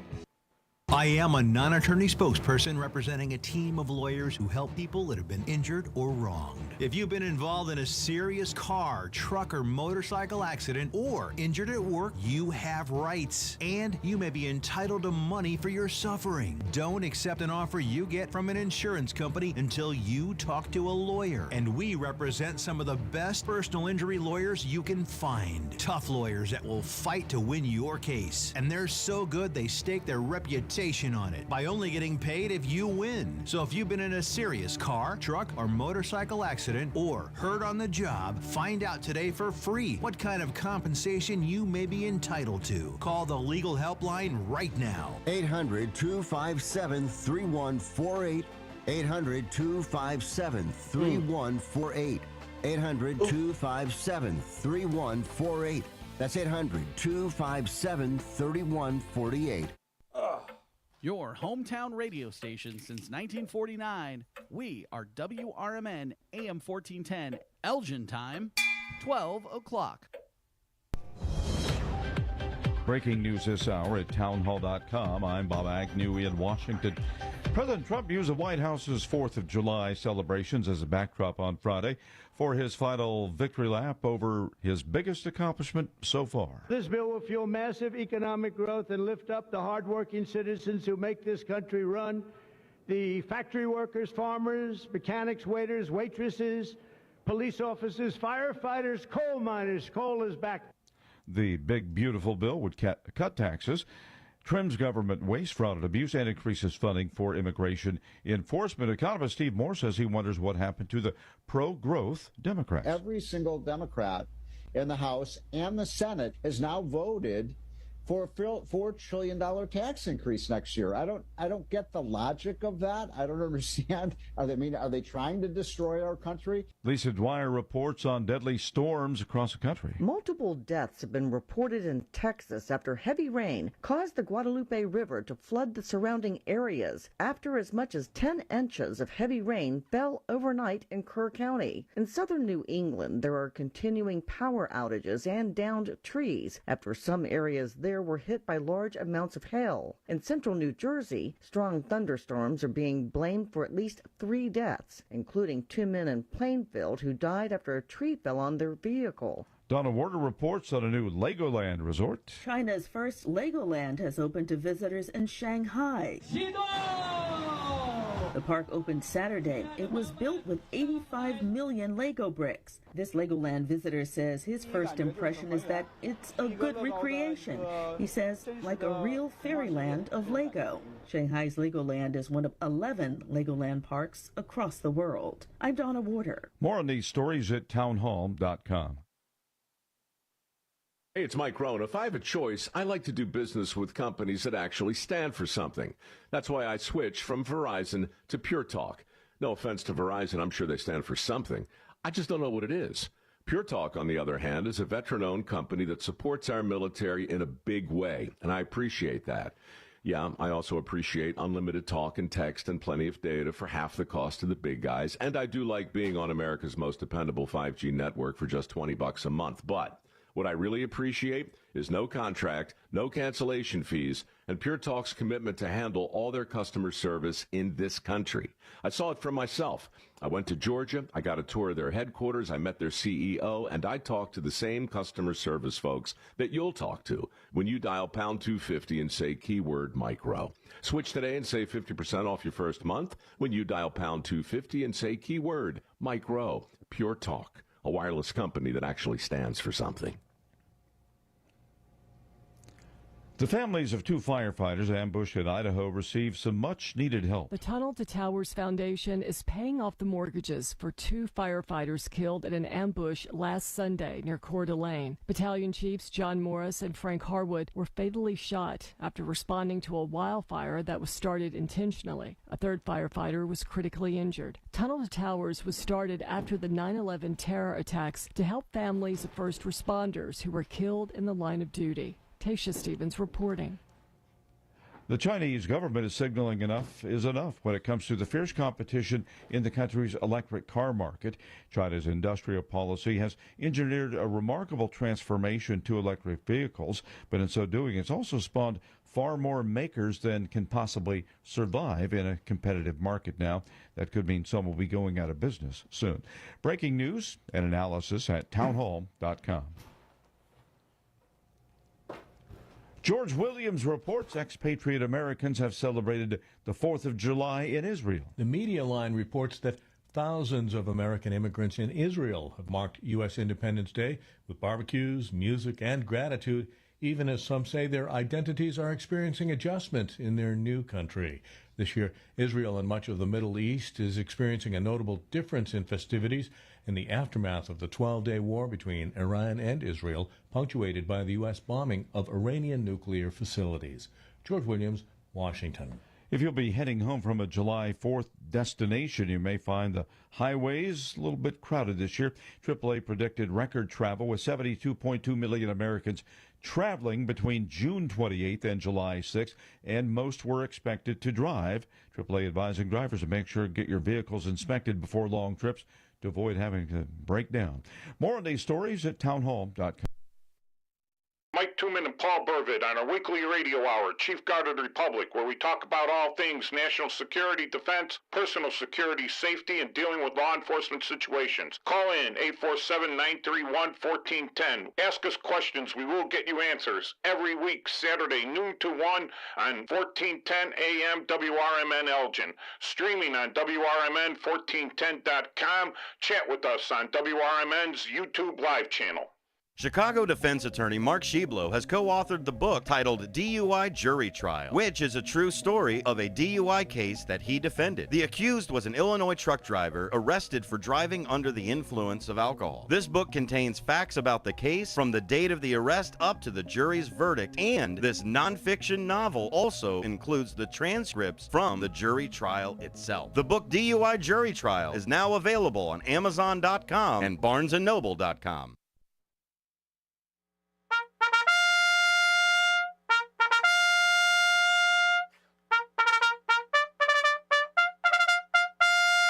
Fix bayonets, comrades. This is Chief Guard of the Republic radio show with your co-hosts Mike Tooman and Paul Burvitt.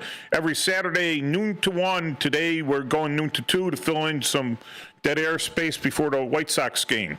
And we're out of the Fox River Valley Media Network, streaming on WRMN1410.com. Studio number here is 847-931-1410 if you want to call in. Our text is 505-926-1410 if you want to text us. Or you can hit us up in the comments on the YouTube Live WRMN 1410 channel. You get the direct hookups from WRMN1410.com. Hey, Paul, how you doing? Good. How are you? I'm doing all right. Let me get this shout out. You know, every Tuesday, the boys at the Dunkin' Donuts Veterans, which meets at the Bunker Hill Woods now at 9 o'clock on Tuesday mornings. All right.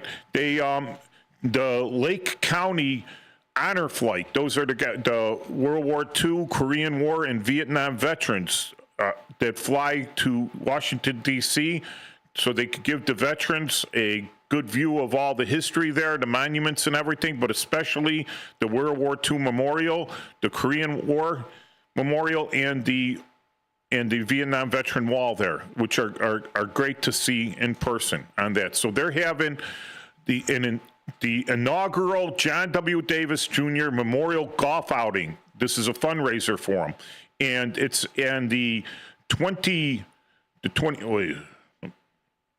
July 20th, Sunday, July 20th. Yeah, at Foss Park Golf Course. That's up by Great Lakes Naval Air Base, Naval Training Base. Yeah, NTB, Naval Training Base. It used to be Glenview Naval Air Base, but that's not there anymore. So it's $100 per player, all right, and you can go to their website, LakeCountyHonorFlight.org, for more information. There's also a link on our Legion webpage, post104.org. All right, post104.org, and the events. There's a link there that'll hook you up. You can buy tickets on Eventbrite. So it's $100 a head, which ain't too bad for a golf outing, but they're asking for sponsors there. Further information is available. All right. So got that out of the way. Now, remember, any veteran that wants to shout out to us with any veteran events, you're more than welcome. That's what the show was originally founded for, to be a veteran shout-out show. But to fill in time for nobody calling, I mean, we've had a few calls, but to fill in time for that, we're taking up subjects. And today's subject, I think, is the BBB, not the Better Business Bureau, but the Big Beautiful Bill, which I guess has been passed. So it's the BBA now, the Big Beautiful Act, right? Right. All right. So big 4th of July signing over there at the White House. yeah. And I'm good. Yeah. And so, yeah, he had big 4th of July signing. But what concerns me the most about this is that it's not a budget. It's a continuing resolution. Is that right, Paul? It's not a budget, but it does have tax ramifications for the average citizen. So for practical purposes, it's the law, and it continues on the original Trump tax program, and then it creates a new program where they're not going to tax tips to a certain amount, and they're not going to tax overtime to a certain amount, and then they're not going to tax Social Security generally, and it will apply to about 89% of the country who receive Social Security. So there are some huge ramifications to the public and the citizens out there. Yeah, so I'm unfortunately I'll be applying for Social Security. I'm going to take it at 62 because why not? You know, if I guess that's like with regard to that, I always tell people take Social Security as soon as you can get it. Now, a lot of people say wait till you get the bigger number, but you got to understand something. By waiting, you don't get any more life. Okay, so the money you get before you reach 65, if you could find, it would take you years. You'd have to live an extra 8, 10, 12 years longer to recoup that if you waited. So I always tell people, get it when you can and be happy with it. And for everyone there, we are not really what do you call it? Financial advisors at all. So I'll give the same disclaimer here. This information on the show is for informational purposes and should not be construed as legal or fiduciary advice on any subject matter. The views put forward on this show are the opinions of the hosts, Michael Tooman, Paul Burvid, and their guest callers, and not necessarily those at WRMN 1410 AM. But yeah, I agree with you, Paul. The reason I'm taking it early is because if I don't need that money, I could deposit it into an interest earning or invest it better than the federal government can.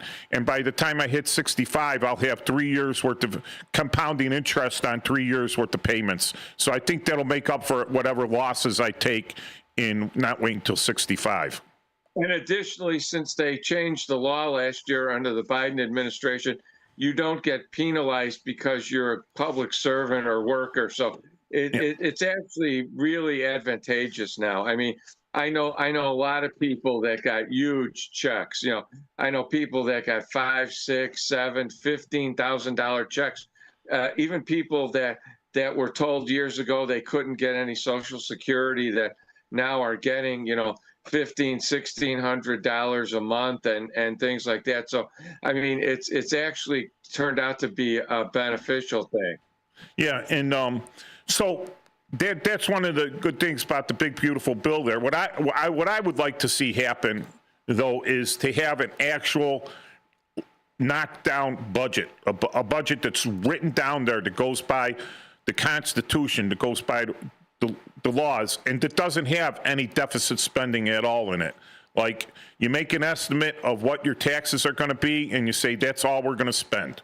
And if you spend more than your taxes that actually come in, then you got to deduct that from next year, and have less. But now we're on this deficit spending trend to the point that we got like the Congress allowed $31.4 trillion in deficit spending. $1 trillion.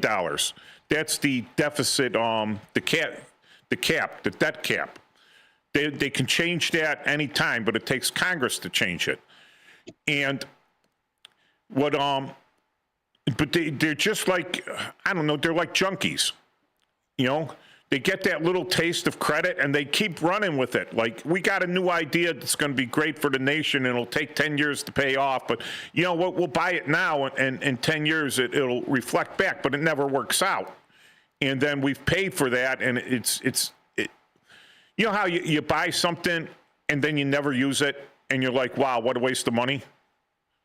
You do, yeah. If you bought it, you know, it's like you go into one of these big box stores. I don't want to mention anything by name, and they have everything you want and nothing you need. You know, I think that's what the government does is they budget for everything they want, but they really don't budget for everything they need.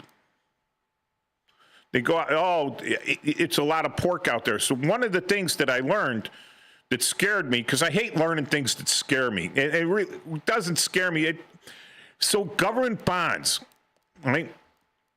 And I always thought, like, hey, a government bond is issued and pays a certain percentage, and it's tax-free when you cash it in, and it's a good way to protect.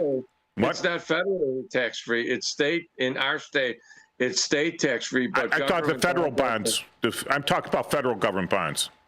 Yeah, like savings bonds. You got to pay taxes on those to the feds? Yes. That's kind of weird. Then why would you even invest? There's better investments out there. Well, they're not federally tax-free. In Illinois, they're state tax-free, but not federally tax-free. Yeah. See, okay, so that's something else I didn't know. There's another thing, though. There's federal tax-exempt bonds. They're municipal bonds. Those are federally tax-exempt. That's the ones I'm talking about, the double E bonds. Okay, so you're talking about municipal bonds then? No, I'm not. I'm talking about municipal bonds. I know, I'm not. I'm talking about the federal government now because it has to do with the BBA, or the what we formerly called the BBB, the Big Beautiful Bill. And when you talk about deficit, in order to get that money, the deficit money, it's like everyone has a credit card and you have a credit card limit. Some people really have unlimited credit, and some people have limits that they can't cover. The only reason the government has such a high deficit, or what I would call credit card debt, because that's what the deficit is for the U.S. government. It's credit card debt. It's not the same interest as credit card interest, but it's still debt. And their limit is extremely higher than anyone else. You know, imagine if you only earned $75,000 a year and you had $150,000 in credit card debt. You know, you're just written off. You're slave labor now. But when they issue these bonds, all right, so when the government issues bonds, they put them out for bid. There's no set interest rate. So if I want to issue, let's just keep it in solid numbers here, 1,000 double E bonds, all right? And they're at $10,000 each, right? So or double E's are $1,000 each. Anyways. No, they could be 25, 50, 75, 100. I think the maximum goes up to 10,000 because there's a limit on double E and Series I bonds. There's a limit of how much you could buy per year. All right, so the double E, let's say a $10,000 bond, and I put 1,000 of them out there, right, for bid. And the bid, right, the auction, said the auction, because there's so many of them out there, right, that the bids tend to get higher, right? And so they go up for auction because there's only 1,000 of them, and the auction price ends up being $9,950, right? So it's a 5% interest rate on a year, right? So that's how the interest rate's set. Now, when there's not that many bonds out there, all right, the bids don't go as high. So now, you could have it down to like $800. Now it's 20% interest on those things. So to keep the interest rates low, you know, they there's a lot of bonds out there. And now banks, this was another thing we're talking about, I was talking about it and really got me kind of angry, is that like a lot of these smaller banks back in the old days, remember Tallman Home? Yes. They owned like the entire south side of Chicago. Yeah, their money was like in the, your money's in Fred's house, Fred's money's in Joe's house. Yeah, it's a wonderful life thing. Right. It's a wonderful life thing. But now, what these bankers were doing, quote bankers, all right, is they were taking everyone's money and rather reinvest it into real estate and everything. They were simply buying these government bonds. And the government bonds paid the set rate of interest. Well, if the government bond's paying 7.5% interest and you're giving everyone 1% interest, you're making 6.5% interest. And you did nothing but buy these bonds. You did nothing. All right? But you buy the bonds and you combine everyone's money, you pay them out the interest, and then you provide the services of electronic banking and everything else. And you don't really have to invest well or make good fiduciary decisions. Sound decisions, yeah. Sound decisions. So these guys they're not really financial geniuses. They just had everyone's money. They invested it one way, and now they're living the payouts. But what happened to those guys is all of a sudden a bunch more bonds were issued out, a lot more, and the more bonds were issued out that were paying a higher interest rate, and their bonds became nearly worthless because they couldn't resell them and was looking at what they had, what they had to hold on to these things till maturity, right? And now they got all their money invested in 5% when the next bank over has invested in 7.5%. And it goes like that, and then these banks either get bought up or they collapse. But no one's really reinvesting in the United States and like per people's houses or people's businesses. Now you got to jump through hoops to get all these things done, right? Because they want you to prove that you're absolutely not going to default on this stuff. It's gotten worse. I know when I had to refinance, never missed a mortgage payment or whatever, not once, right? And they wanted me to have mortgage insurance. And I'm like, hold on a second. I've never missed a mortgage payment in like 20 years. What are you telling me? Well, you know, that's the way it is. I'm like, okay, I'll go with someone else. But what gets me there is that it's in the bank's best interest to keep a lot of bonds out there. It's in these bankers' best interest to have these government securities, a lot of them out there, because that means that the next bankers come in are not going to buy at a higher rate, at a higher interest rate, and put them out of business. So if in the future all of a sudden the government doesn't have to issue as many of these bonds, all right, then the interest rates go up and the older banks are lost. So the people that currently have the money will fight against this, which is counterproductive to me because I think that there should be no bonds issued out. You go to and let's talk in layman's terms, and I'm just a layman, so that's all the terms I could talk in.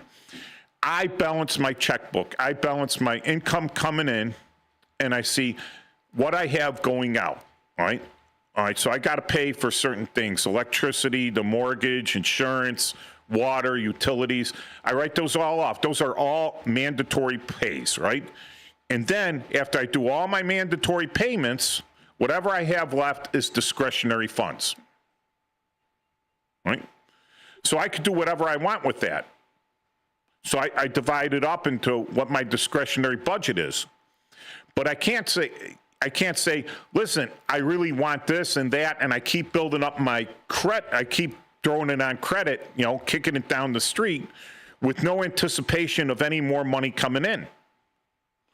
So now I'm just buying on credit, and then I start paying interest. And all of a sudden, my interest is causing my discretionary funds to decrease. I mean, I bought all this junk or whatever, which hasn't made any money for me. There's some times where you have a capital investment, right? So you want to, if I wanted to go into the, well, I'm an author and I wrote some books, right? But the books didn't cost me any money. I just typed them out on the computer, already had the computer. Computer was a small capital investment, right? Typed out the books and then went to Amazon, Kindle, self-published them, and I've been self-promoting them. I haven't paid anyone any money for, you can kind of see the proofreading's a little, it's a little, there's one fat finger in like 10,000 or something. It's not too bad. But I can clean that up if I hired professional proofreaders, you know, and got a guarantee. But that would be a capital investment. So I could go to Kindle and give them some money to advertise within Kindle and Amazon. But if I don't get that money back in sales, right, then it's just money, you know, that's credit money. So I have to take that from my discretionary funds and just write it off. But the government doesn't do that. They're constantly spending more than they have, kicking the can down the road. And as the interest payments go up and up, that's reducing the discretionary spending that we have. But they don't want to reduce their discretionary spending. They want to continue to spend at yesterday's rates. And so what do you think would be the effects of a balanced budget amendment? Well, I think it would be very good in that we would know what we were spending and we would get a handle on it, and we could potentially have a future of paying off our debt and yet making the proper investments. But what's interesting is, I don't know if you realize this, but you know, at the start of this, you have kind of encapsulated what's called the carry trade. Are you familiar with that? No. Okay. And this is causing problems internationally because historically, the Japanese yen has been a significant strategy for investments because it was very low. So a lot of countries and businesses used to borrow money in Japanese yen, which offered traditionally low rates. Then they would use that to buy currencies or stocks or bonds in countries with higher interest rates, like the US dollar, the Mexican peso, or the New Zealand dollar. And then the difference between the low interest paid on the yen and the money they earned on the other currencies was their profit. But recently, with the global slowdown, the Japanese yen has become unpredictable, and this no longer is an investment strategy. So what they were doing, the international bond market was counting on, like what you were saying, the same thing that the local bankers were doing by locking the money into that. And then when it fluctuated, it destabilized investments and currency around the world. So the thing, like you're saying, is it's important to get a handle on your monetary system. And then, you know, like if we did have a balanced budget and we knew what the mandatory outflow is, we could then do something with the surplus, or know that we didn't need as much and then maybe cause reductions in taxes to the citizens, you know, even short-term ones, which would result in increased investment in the country, or increased savings, or increased profitability. And it could take the pressure off of certain markets, like the housing market or things like that, if they knew, or at least had a rough idea, how much surplus would be there. Yeah, you know, and I think anytime we get a surplus, until such point as we pay off the national debt, that's where it should go. However, you're going to have a lot of pushback on that because, like you said, a lot of countries and some so-called corporations, investment firms, were currency speculating. We all know what Christ did to the currency speculators.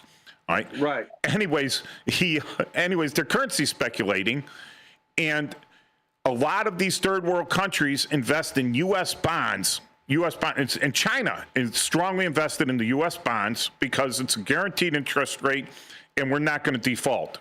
And then they go and they speculate on higher interest rates in third world countries that may or may not default, but they're hoping to make up anything they might lose.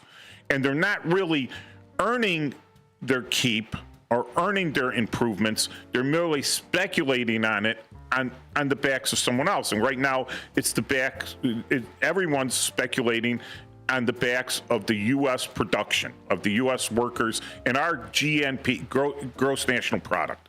All right, so we're going to go to commercial. If anyone's got a problem with this, call in. We'll discuss it. But, you got to be polite.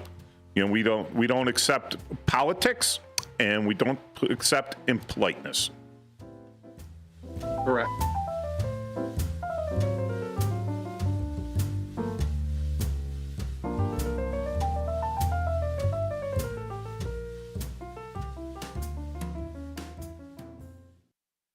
Want to read some action-packed, exciting pulp fiction? Read the works of Michael Tooman, now featuring the international crime thriller, I Married a Bot Madam. Available on Amazon in hardcover, paperback, and Kindle editions. The paperback is also available at other book retailers. Check out Michael Tooman's webpage at Scilink.net.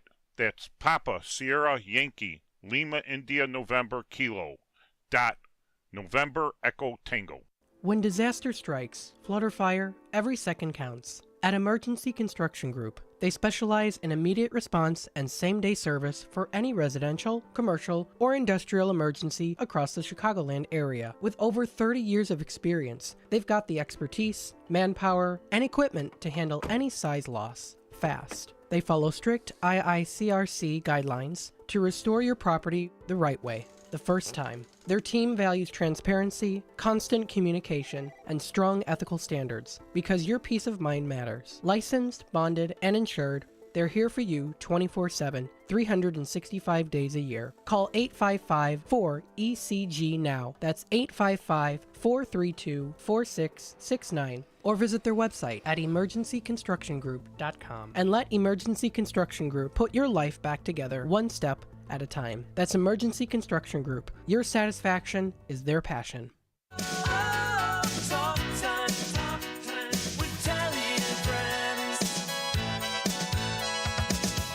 Hi there, Tammy Scully here from Talk Time with Tammy and Friends. Join me and my sidekicks Nancy and Becky for valuable lifestyle tips and unique views and insights on interesting topics and everyday situations, providing nonstop fun and chuckles for all.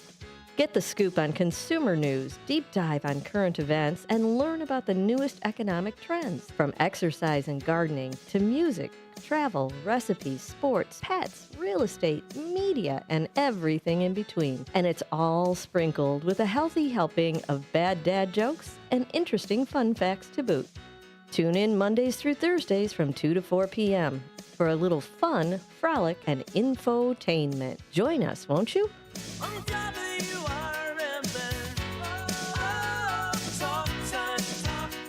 We are AFGE, the American Federation of Government Employees. We represent 700,000 federal and D.C. government workers who are the vital threads of the fabric of American life. We support our nation's military. We take care of our nation's veterans. We protect our nation's borders. We respond to our nation's crises and natural disasters. We provide services to our nation's seniors. The American Federation of Government Employees. We work for America. We are AFGE, the American Federation of Government Employees. We represent 700,000 federal and D.C. government workers who are the vital threads of the fabric of American life. We support our nation's military. We take care of our nation's veterans. We protect our nation's borders. We respond to our nation's crises and natural disasters. We provide services to our nation's seniors. The American Federation of Government Employees. We work for America. Join your co-hosts Mike Tooman and Paul Burvitt on our weekly radio hour, Chief Guard of the Republic, where we talk about all things national security, defense, personal security, safety, and dealing with law enforcement situations. Call in 847-931-1410. Ask us questions. We will get you answers. Every week, Saturday, noon to 1 on 1410 AM WRMN Elgin. Streaming on WRMN1410.com. Chat with us on WRMN's YouTube live channel.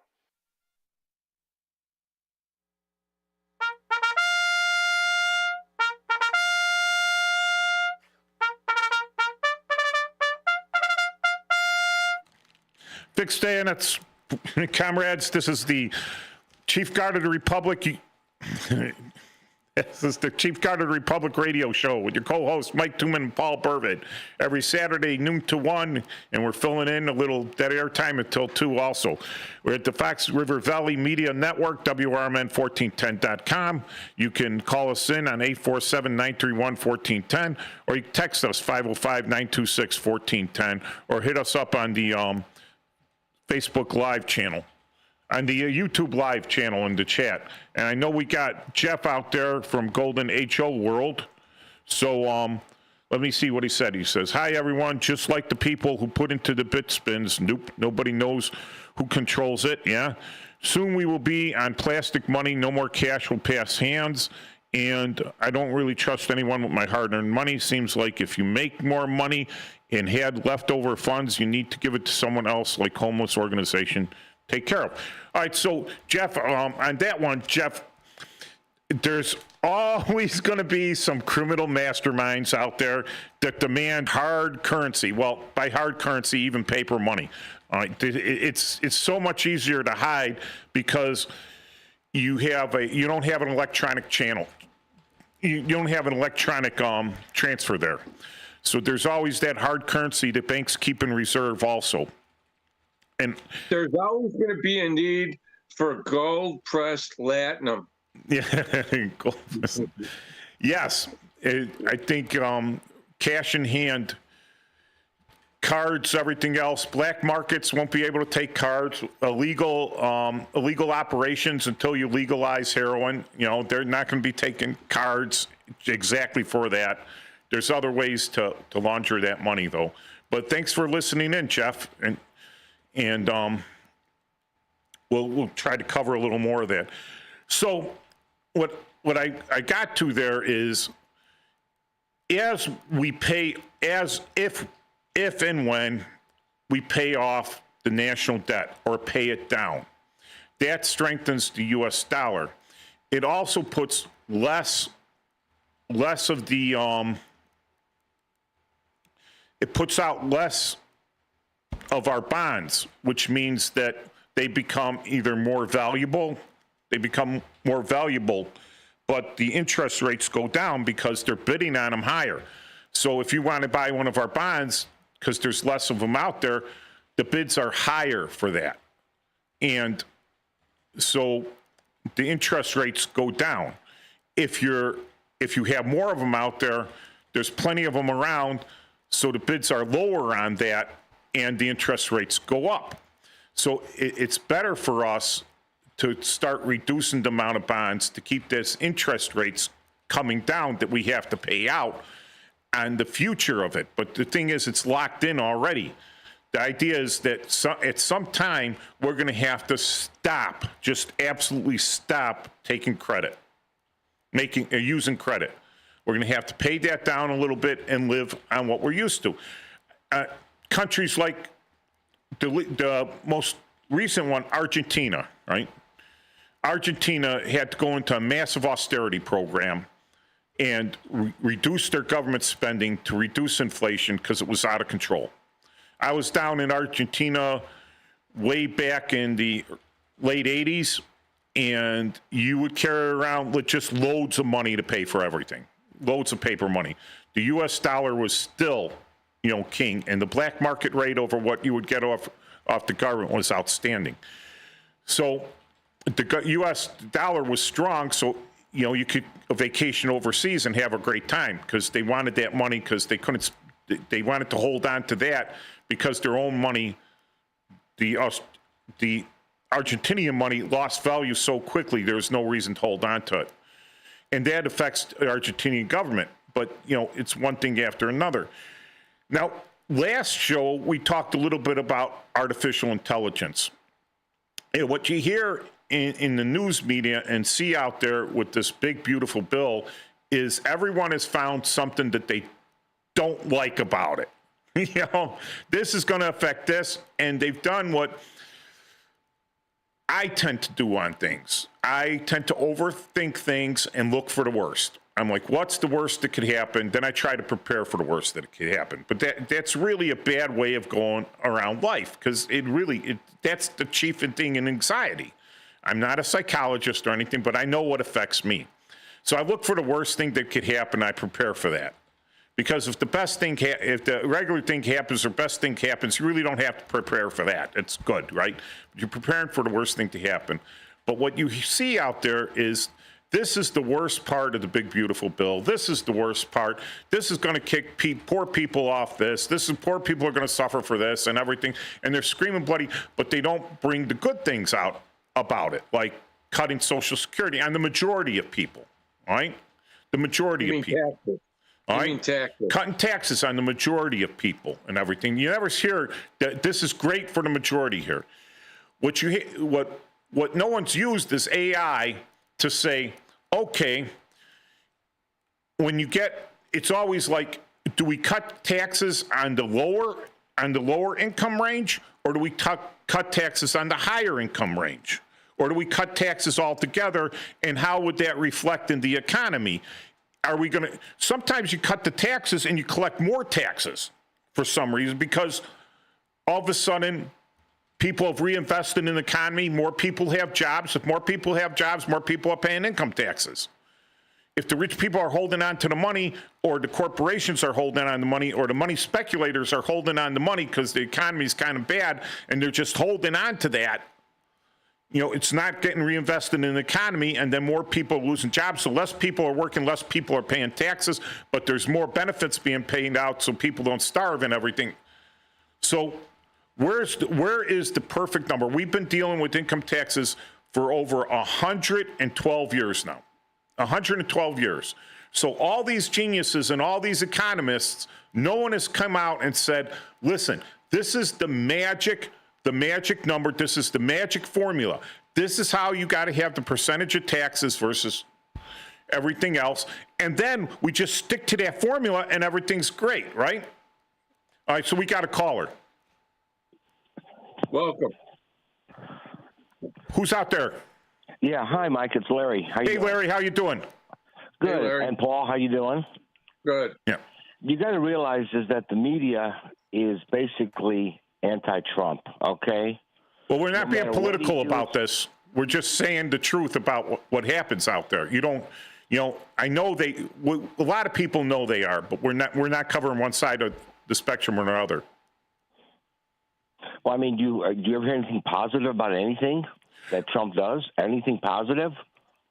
Yeah, that's the thing, and that's a proven fact out there.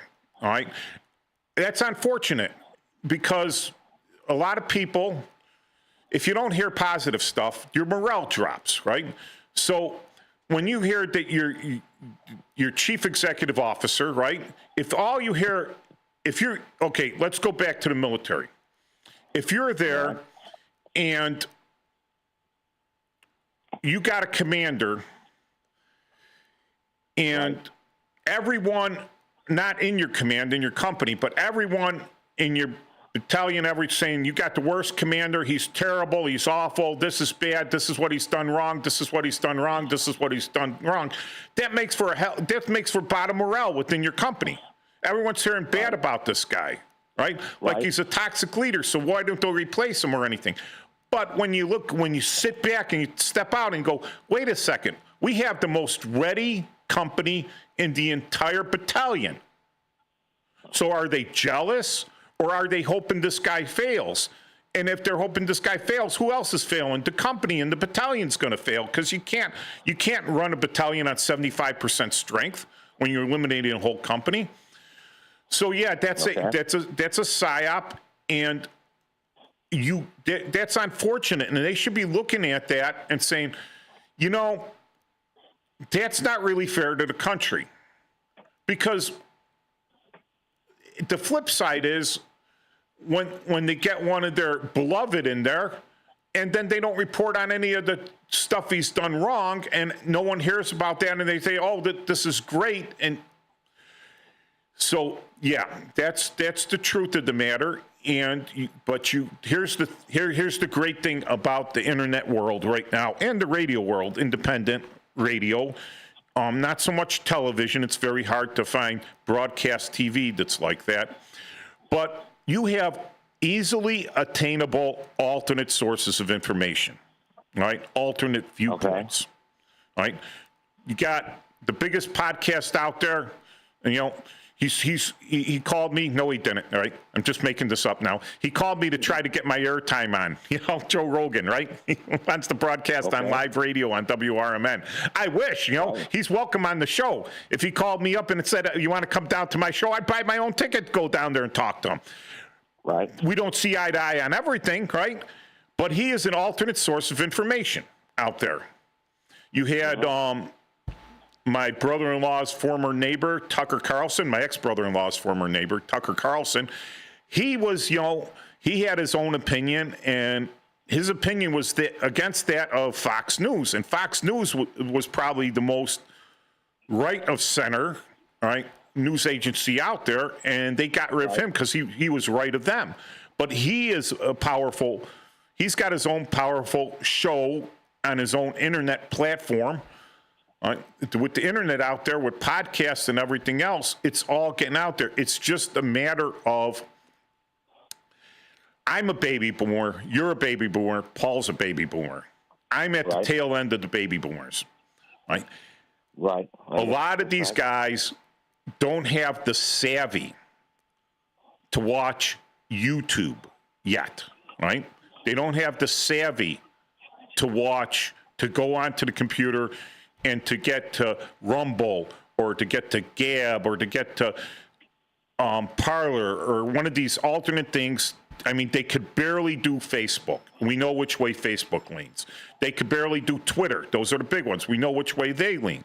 So they can turn on their television, and a lot of them still don't even have cable TV. But even if they did have cable TV, they would be hard-pressed to find a true, you know, alternate channel out there.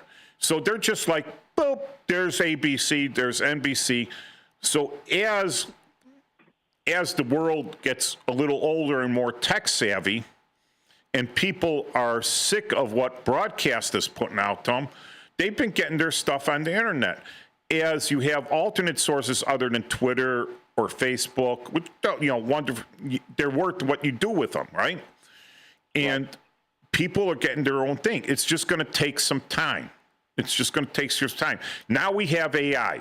The trouble with AI is that it's whatever someone programs. It's not really artificial intelligence. It's someone's opinion typed in 1,000 times. It's someone's logarithm. Right. It's an algorithm written by a programmer that says if someone asks this, go out there, look for their 75% solution, and then parrot that as the truth. Sometimes the 75% solution is not the truth. It's as far from the truth as you could get. Well, I want to offer an example of what people get from the media. For instance, the current war between the Palestinians and Israel, Palestinian terrorists in Israel. Almost half the Democrats now take the side of the Palestinians. Well, we're getting a little political there. I don't want to jump into that. I could jump into that, but I think the war between Israel and Palestine has zero effect on the United States. Well, what I'm getting at is that people watch this on the news and then decide, I'm going to get involved in this. I'm going to now go out there and protest, okay? but it's very selective. If you're worried, and if it's getting political, let me know.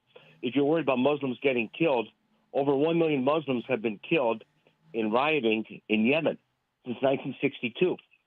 In fact, Egypt lost more troops in Yemen trying to quell the riots than they lost against Israel. 3 wars against Israel. Well, probably the Saudis, because Egypt doesn't border Yemen. Well, I mean, they sent the troops. Nasser sent the troops there. Oh, he sent peacekeepers. Well, ironically, when the 67 war broke out, people were wondering why you have all your troops in Yemen and you're going to fight Israel. Makes no sense.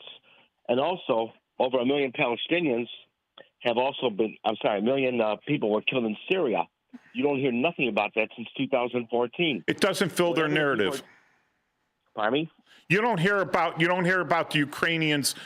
You don't hear about the Ukrainians using massed artillery against their own ethnically Russian citizens, civilian citizens. You don't hear that either. But the show here, we are talking about how this affects the security of the United States. I'm not a world opinion guy out there with the world, right? All right. I'm in the United States, and I'm in the center of the United. Well, not the exact center, but I'm in Chicago, right? I'm in the heartland. Yeah. If they invade, they'd have to invade from Canada by sea to have any chance of affecting me in Chicago.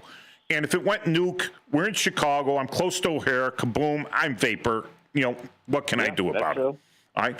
So my concerns are more with the United States. With the United States having protests here, disrupting it, when it causes disruption of our peace in the United States, when it causes a disruption of our productivity, of our transportation, of the public peace. You're disturbing the public peace, right? Right. Now, there's proper ways to protest, a peaceful protest, right? Right. And then there's a disturbance of the peace, and having a psychological action, which all riots are psychological actions, having a riot to get the press there, all right, the press there to give you the international soapbox you want, all right? Yes. Right. So if the press says, right, well, this is a disturbance of the public peace, right? It's causing a riot. We are not going to give them that soapbox. If the press ceased to give them the soapbox, guess what? They wouldn't do it. Because without the soapbox, no one notices. A 2-year-old holding a fit in the store because he won't get a bar of candy.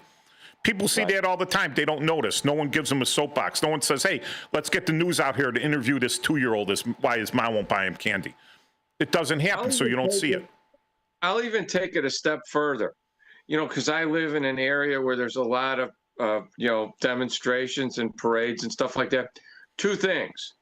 If these people are so concerned about it, go there, pick up arms, stand up for your cause, but they won't do it because they're cowards, okay? The other thing is, if it was so great over there, why did you leave? Go back. They need you. Remember that. That's true. Syria's free now. And we have all these people here that said they were afraid of Assad. Well, Assad's no longer there. Get on the boat. Off you go. Now, nothing against Syrians. All right. I have nothing against anyone in the world. All right. What I have a problem with is when their so-called leaders have a problem with me. As a U.S. citizen, all right? As the United States, I've never done, so I was in Afghanistan a couple times. I was in Haiti. I was in Bosnia. I was all over the world. But with my U.S. government as part of the military, I was defending our national interests. All right? The show here is going to be based more on national interest. Where are our national interests? What's happening in the world with the press, all right? It makes me sad. I don't like being made sad. Not that I'm going to live in a bubble and everything, but I would be happy living in.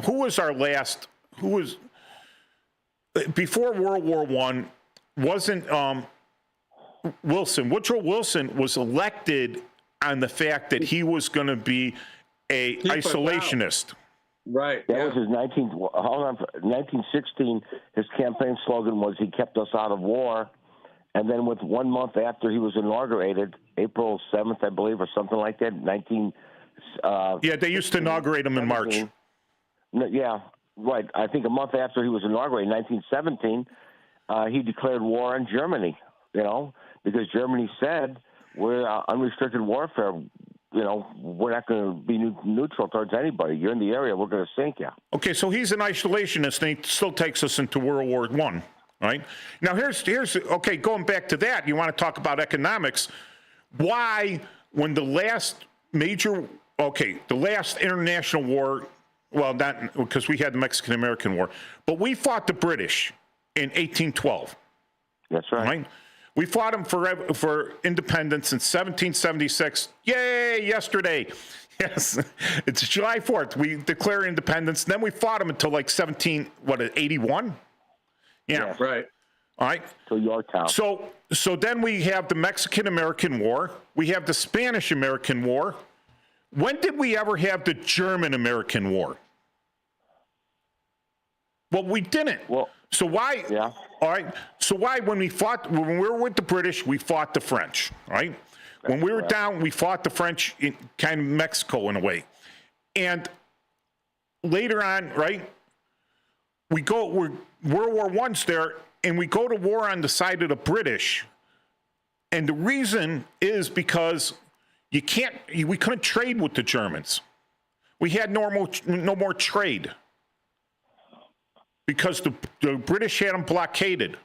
Much like the British tried to blockade us, right? But the French came in, and we blockaded the South during the Civil War, which the British backed the South. So why do we go to war on the side of the British? People go, oh, because we speak the same language. Really? All right. Well, we could have went to war on the side of the Germans and taken the British from both sides.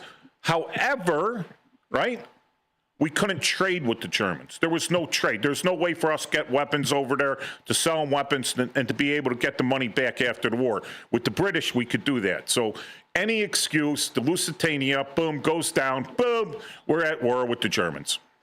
I thought we helped the British because of the Beatles. Zimmerman letter? The what? No, because of the Beatles and the Bee Gees. Those were our only two allies. Makes sense. Hey, everybody, I just want to have a shout out for Mike and Paul. This is a mandatory thing. I think any veteran or interested citizen or anybody who cares about anything should be listening to these guys every Saturday, 12 o'clock. That's my plug. You guys are the best. Love you both. Thanks again. Thanks, Larry. And anyone that wants to call in with the same opinion, Larry's a great guy, and Larry's back in the day. Larry was my first mentor in the Army that had a huge impact on me and made me who I am today. So are we ready to go to a commercial again? Not yet. Not yet. So 2 more minutes. 2 more minutes.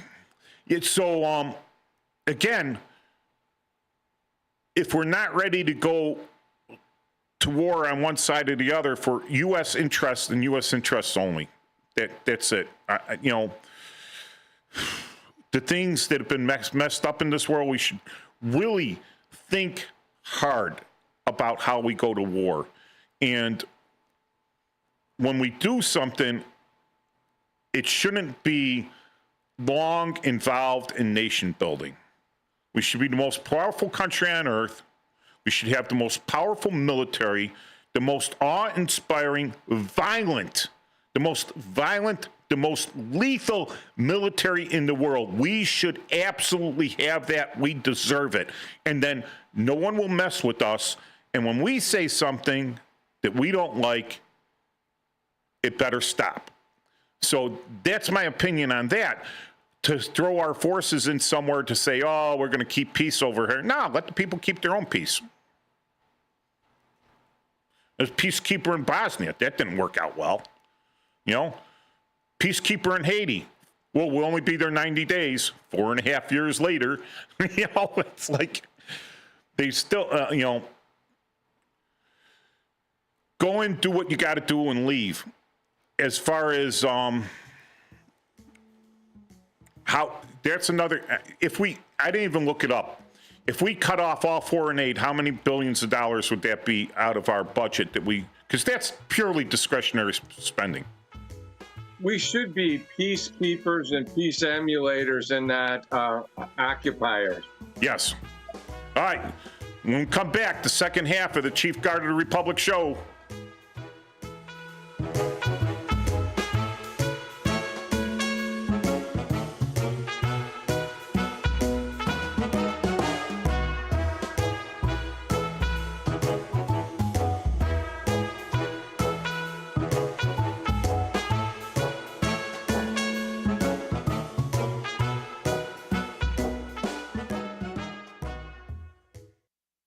Want to read some action-packed, exciting pulp fiction? Read the works of Michael Tooman, now featuring the international crime thriller, I Married a Bot Madam. Available on Amazon in hardcover, paperback, and Kindle editions. The paperback is also available at other book retailers. Check out Michael Tooman's webpage at Scilink.net.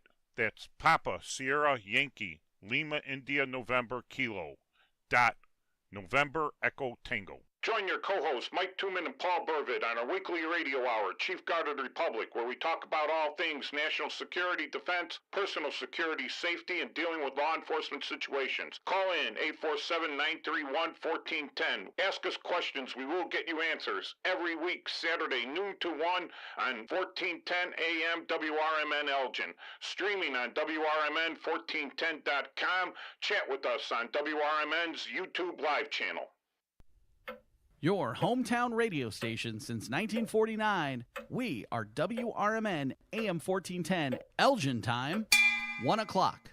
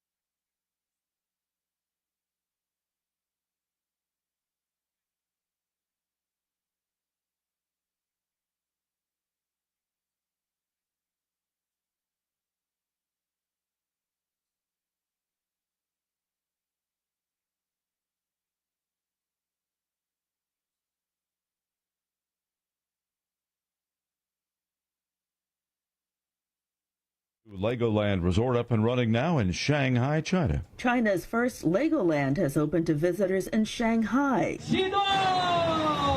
The park opened Saturday. It was built with 85 million Lego bricks. This Legoland visitor says his first impression is that it's a good recreation.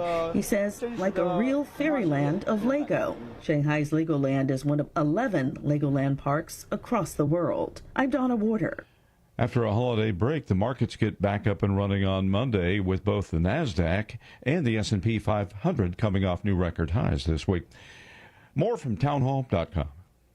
Let's see, if something costs less, a lot less, but people are actually happier with it, that sounds like something to look into, and that's MediShare. Maybe you've heard joining MediShare can save you or your family up to $500 a month, and that's huge, but it's also true. People are just happier with it. They love being part of something that reflects and promotes their values and what they believe in. MediShare works, too. It's been around for 30 years now, and members have shared more than $7 billion of each other's bills. People love having telehealth and a huge nationwide PPO network, so yeah, really, you can save a ton and like it better. Imagine being happy with how you're taking care of your health care, whether you're self-employed or part of the gig economy, or you just want a plan that you're happy with. Here you go. You can call right now and get a price within 2 minutes A very, very smart use of 2 minutes. Here's the number you need. It's 844-45-BIBLE. That's 844-45-BIBLE. 844-45-BIBLE. In the Senate's effort to pass the big, beautiful bill, a proposal to ban states from regulating artificial intelligence was defeated almost unanimously. One casualty during the prolonged session was a proposal to deter states from regulating artificial intelligence for a decade. After several attempts at a compromise, Republican Senator Marsha Blackburn teamed up with Democrat Maria Cantwell with an amendment to strike the AI measure after weeks of bipartisan criticism from parent groups and state officials. There are all of these pieces of legislation dealing with AI that we haven't passed, but you know who has passed it? It is our state. Jennifer King, Washington. AAA predicted record travel this year. Some 72.2 million Americans were expected to have traveled between June 28th and July 6th. Most expected to drive. AAA advising its drivers to get their vehicles inspected before those long road trips. Breaking news at townhall.com. China's economic planners may have overplayed their hand when it comes to the country's electric vehicle market. Chinese industrial policy has spawned far more EV manufacturers than can possibly survive. Now, long-simmering concerns about oversupply and debilitating price wars are coming to the fore. The government is trying to rein in what's called involution, a term initially applied to the rat race for young people in China.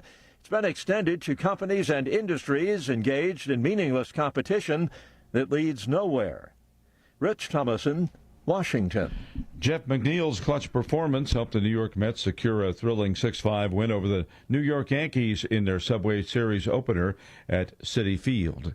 McNeil had a go-ahead 2-run homer in the 7th inning off of Luke Weaver. He made a diving play at second base in the ninth to prevent a rally. This is townhall.com.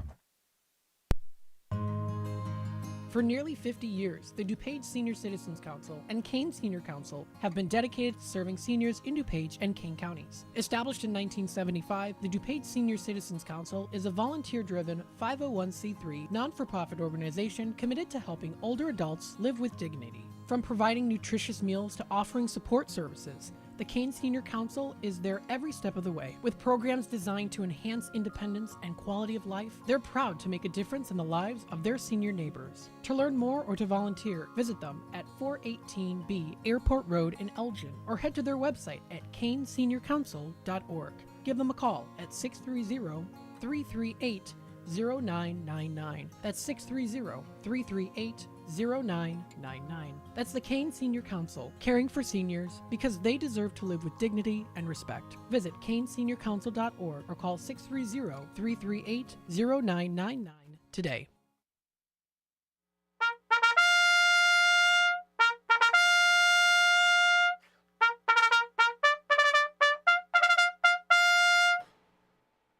Fixed Bayonets, comrades, we're back with the Chief Guard of the Republic radio show with Paul Burvitt and Mike Tooman. Let me, I think maybe some people who are listening there don't know why I came up with Chief Guard of the Republic. Well, I was a chief warrant officer in the military. And then, I know we're in a republic and not a democracy. Everyone says protect the democracy and everything. But I'm like, this is a republic. But then I looked up Guard of the Republic, because we're trying to guard the Republic here. We really don't want it to be a democracy, which is, in a democracy, you have the oppression of the minority by the majority. It's simple the way it is. With the Republic, you have it spread out to be more where if you're a minority and you're getting pressed in one area, move to another area, move to a different republic. Each state is like a separate republic, like the Soviet Union, or the Russia is. It has like separate states and republics. Well, we got these separate states in the Constitution go on it. But if you go Guard of the Republic, all you get is the old Republic in Star Wars, which is fiction, pure fiction. Everything else, it's insane. They have these starry views of what the Republic is as what the Empire was. I got to tell you, if you want to know about my personality, I'm all about the Sith. I think the Jedi are elitist scum. And I like the SIF. So I was like, okay. So then I ran Chief Guard of the Republic. And I'm like, nothing much came up on the internet. So I says, oh, that'll be great, because I was a Chief Warrant Officer. I was in the National Guard at one time. And I'm with the Republic here. So Chief Guard of the Republic. And what we try to do is provide information and a forum for people to know if our government, if our republic is threatened, all right, or if it's not threatened, if our republic is in good standing or it's not, or what's the threat to it. So we discussed our republic, and now we're discussing some current events that have come up, and people are saying, oh, the republic is destroyed.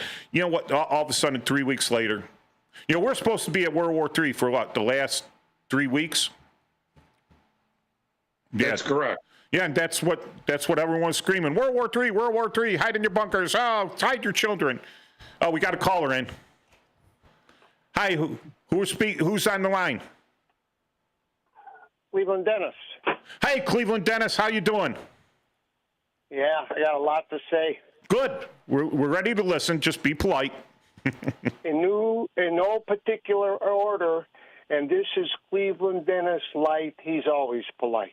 All right. It's how they take it. It's how they take the comments that's got the problem. Yes, you hear it. That is true. No truer words have been spoken. Thank you, and I love your soulful logic on what you speak of every week, you guys. But, and again, I'm going to say, in no particular order, the Bee Gees were from Australia. I know, but they live in England now. I don't care. I've been in England. Let me tell you something. We're a warring nation. I never realized that till I went to England. They sat me down up north, having an evening with a guy. His last name is Jaycock. He explained about the different peoples in England, where they're from. We're sitting actually in the Midlands, like Stoke-on-Trent or something. He started telling me, about the Hadrian's Wall, and when the Romans invaded, how they put up a wall because they couldn't handle Scots, right? Yeah. He goes, and he emphasized throughout the discussion that evening with cold beer that I had demanded, and it's not like I was a prisoner, but I learned something.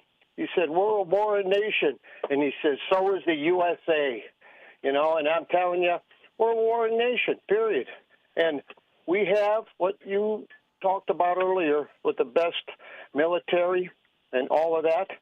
Another comment further is, wherever they're going to invade, you know what they're going to run into? 83 million people with ammo. You know why? Because they got guns. Am I correct or not? Oh, the British? No, he means talking about the U.S. I switched over to. Oh, I think there's quite a few more than 83 million. How many guns? Paul, how many guns in the U.S.? There's got to be a couple 100 million at least. Okay, well, I learned last night as I sat next to a son-in-law that I don't get together with that often, and we're playing Bartlett Bingo under the tent at the Bartlett Festival yesterday. Nice. He started telling me, we didn't win, but we sure had fun. That's the point. I learned that from him there was 83 million guns. I go, wow. I go, no wonder that nobody could invade. Oh, so because if they got here, what would happen? So that's 83 million registered gun owners that the government knows about that have actually thrown their names into the hat that say, I own a gun. I would be one because I was law enforcement. I know quite a few people out there that have guns that would never register them. These are inherited guns. These are guns that they haven't bought in the last 50 years. There's been no trace of them.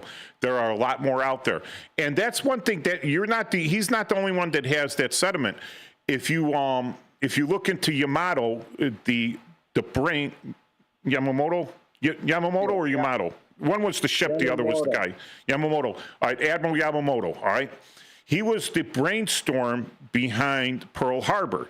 All right, and his idea was to hit us so hard, so devastatingly hard, that we would come to negotiated peace and open trade with them, or at least stop interfering with trade in Asia, right? And he said it would be impossible to invade mainland United States, not talking about Hawaii, right? Not talking about the Aleutian Islands, not talking about the Protectorate of the Philippines, Guam, or any of those, right? The Marshall Islands.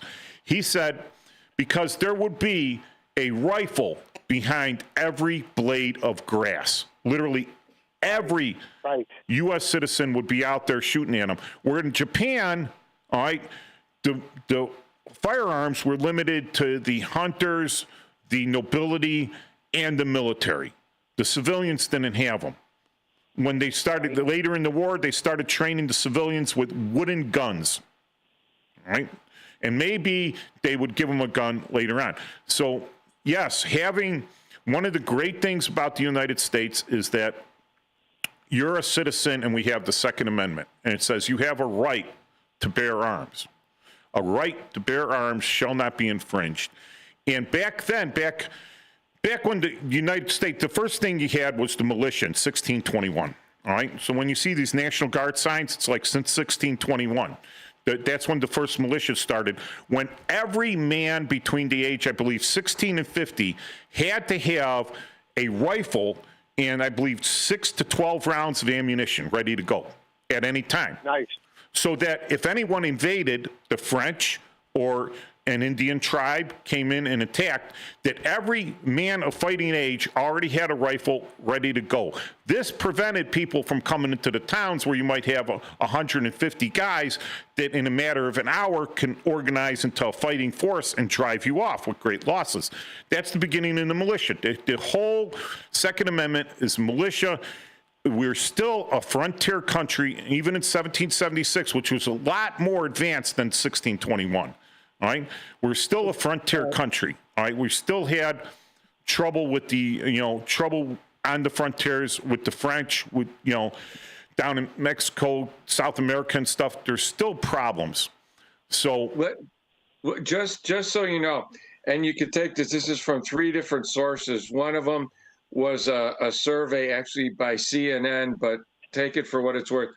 There's either 393 million guns in American hands because it's based on a couple of factors. But in the first 4 months of 2024, there were 16.7 million guns sold. And there's another survey that believes that since 1899, 512 million guns were sold. So I would safe to say that there's a couple of 100 million guns in private hands in the United States. Yeah, and a lot of which had never been registered, so you really don't know. That's why, as a peace officer, as a police officer, you have to be really alert, absolutely alert. You never know, oh, that's a little old lady. She might not have a gun. You don't know if that little old lady could be the daughter of Bonnie and Clyde, out there, the granddaughter or something, Bonnie and Clyde. You never know. You have to be aware of that. And yes, the fact, Casablanca, right? He's talking with the German major. That Rick is talking with the German major, and the German major, Rick doesn't care whether they invade England or anything. He's man of the world. He says, "Tell me, what do you think if we invaded New York?" And he simply goes, "There are neighborhoods in New York I would suggest you don't go to." It's like there are neighborhoods in Chicago. There are cities in West Virginia, Cleveland, Detroit, West Virginia. My grandfather knew the Hatfields. I got the book on it, and I got his diary. And let the truth be known, because it's there, but you can't read about it or hear about it recently. All right, so okay, that was one point. What's your next point, Dennis? Yeah. They had on the national news that Legoland's opening up in Shanghai. Why do we care? Lego comes from the Danish, Belgium. right? And I'm not talking about donuts. Is it Danish or Belgium? Well, I thought it was from. It's one of those. It's one of those insignificant countries in NATO. Right. I know all the NATO countries, or I thought I did. Norway's no longer involved. I had to go to AI to dig out and show to the steamship line that Norway. That's all right. We traded Norway for France. whatever. But then the steamship line, then I find further from AI that Norway, not a member, but it abides by all the rules and regulations. That's how our economic war is like working out with Europe now because of the tariff troubles. Anyhow, earlier in the other sports show, they mentioned force majeure. Just to hear that word reminds me, you can't hear that anywhere else but on WRMN. I think it's great. But, there was another ad, public service ad, and I mentioned this once before, that I hear that they broadcast, about whatever federal organization that it is that's going to run to everybody's aid in the event of disasters. Well, there was a disaster earlier this year with floods down in the Carolinas and somewhere in Virginia net. I listened to two southern stations during the week. I heard each one of them say, different people making comments, well, where's the federal government? Well, we don't need them. We don't need them. That's true. A lot of these... They don't help. Yeah. So this is dating ourselves again. The X-Files. I came back from Afghanistan and I was doing some housework and everything. I decided to binge watch every episode of the X-Files. And having been to several military intelligence schools, the evil organizations in the deep state of the United States, according to the X-Files, are FEMA and DARPA. Sure. So Federal Emergency Management Association and Defense Advanced Research Project Agency. That's the way they made it out, all right? So unfortunately, some of these organizations have become highly politicized, and some people out there become self-righteous and what do you call officious for no reason. So, there are a lot of the amount of federal resources, the force that if the federal government wanted to do it, if the president said, get that done now, all right, because a lot of appointees that could easily be fired are there. If he said that, things would get done. By the fact that things didn't get done, it's showing that someone's not in charge. Someone's not in charge, they didn't get it done. All right, that they're figureheads and that someone else is actually running this stuff and they have their own political goals or political likes. We saw what happened. Yeah, like somebody, I got to interject. Somebody else is running this stuff. That was the last administration. Okay, go ahead. Well, you have a person there, kind of a low level, but in that area, because it's all district out. So she's a higher level in the district, but not actually high up, very high up. And she actually told people not to go to certain houses because of certain political signs up there. Political signs. Not a threat to the people working, all right? Not a threat to anyone, just a political sign. And that came out, right? And it took them a while, but they disposed of that person. Not disposed, but got rid of him, fired him. And they were going to criminally prosecute. I don't know what the aftermath of that was.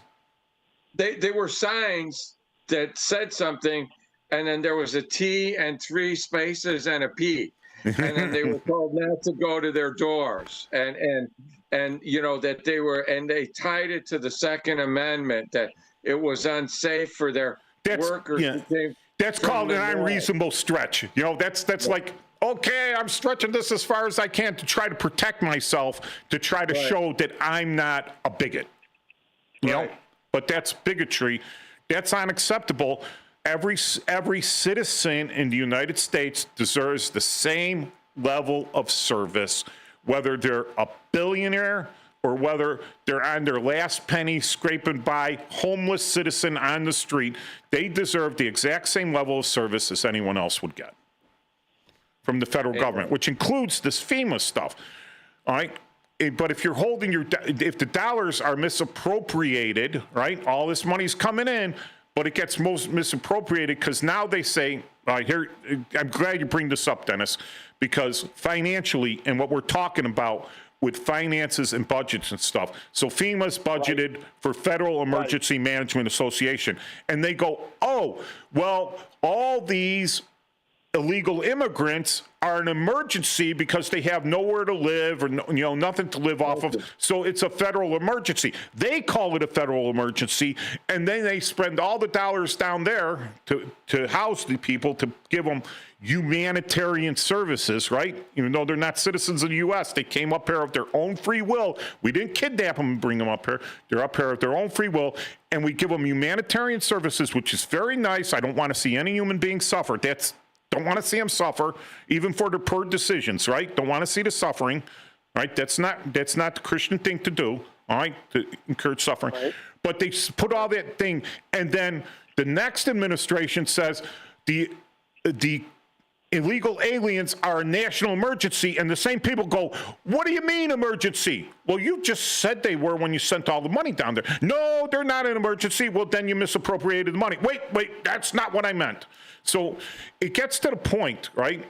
And this is a great interrogation technique. Not that I'm teaching interrogation on here, right? But you give a person two choices. Both of them are bad. They're both bad choices. Right. There's no third option. You don't give them the third option in the middle. It's like you knew or you should have known. And they go, well, I didn't know. Well, you should have known, so you're incompetent. But if you knew, you're criminally liable. But incompetency is also a crime. So you're criminally liable for being incompetent. So either one. So, okay, so we got to the...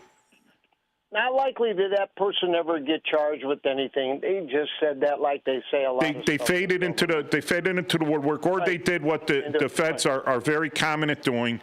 They indicted them, and they sealed the indictment, and they're going to wait for this. Hopefully this person will die before the statute of limitations is up.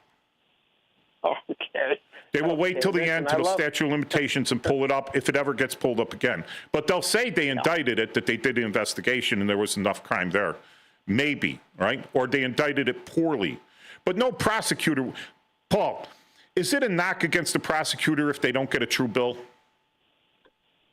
No. It's very rare. Sometimes they specifically engineer it so as not to get a true bill where they give all the facts. Like my favorite movie, Boomerang from 1940s. But you sometimes you lay it out so that there's no other alternative but the grand jury to say, hey, there is nothing here, and you did that so that you don't have to bear the responsibility of not charging it and taking any heat for it. There you go. Do you swear to tell the truth, the whole truth, and nothing but the truth? What? And let him go free? Re-swear to witness. All right, Dennis.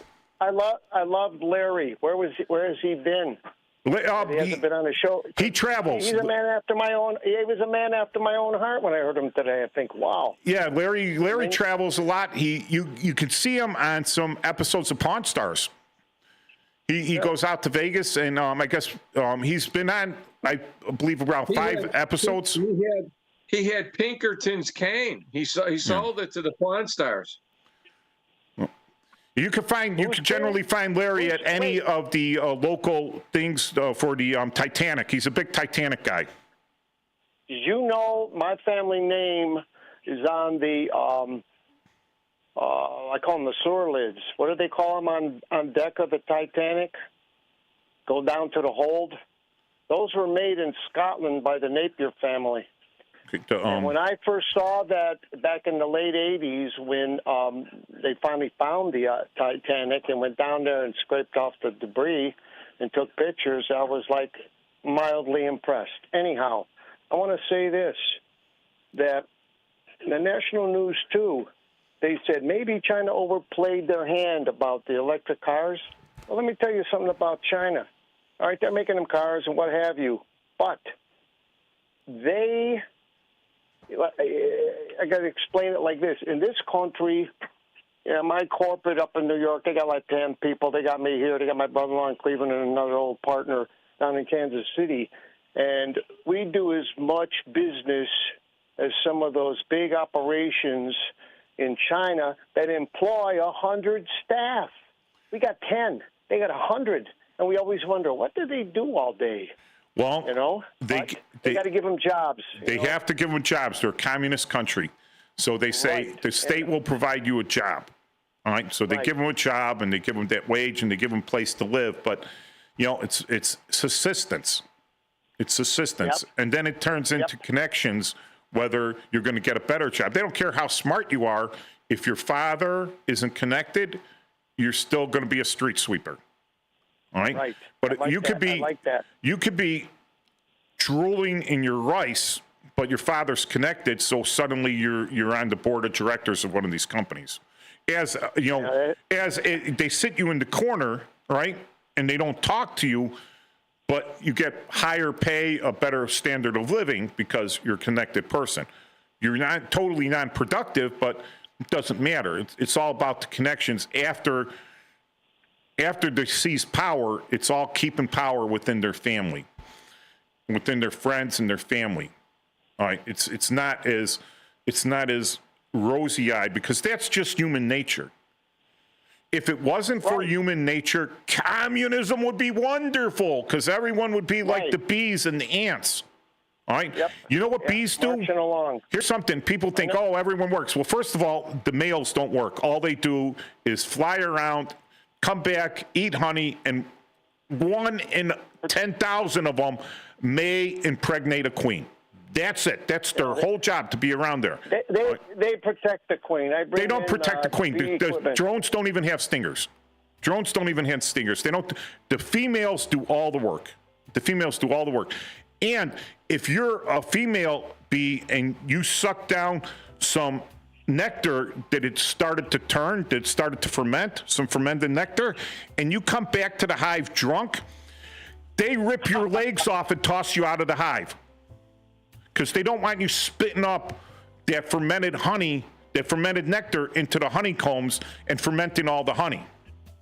So, yeah, that's bee nature, right? But if we're all like ants and the bees and we all worked and did our jobs and no one was lazy, right? Like that, oh, it would work wonderful. But someone always wants a little more from themselves. Here's another thing. If the queen isn't productive, the queen doesn't lay eggs, right? They'll kill the queen and make a new one. Yep. So we'll come back in the next last quarter of the Chief Guard of the Republic show.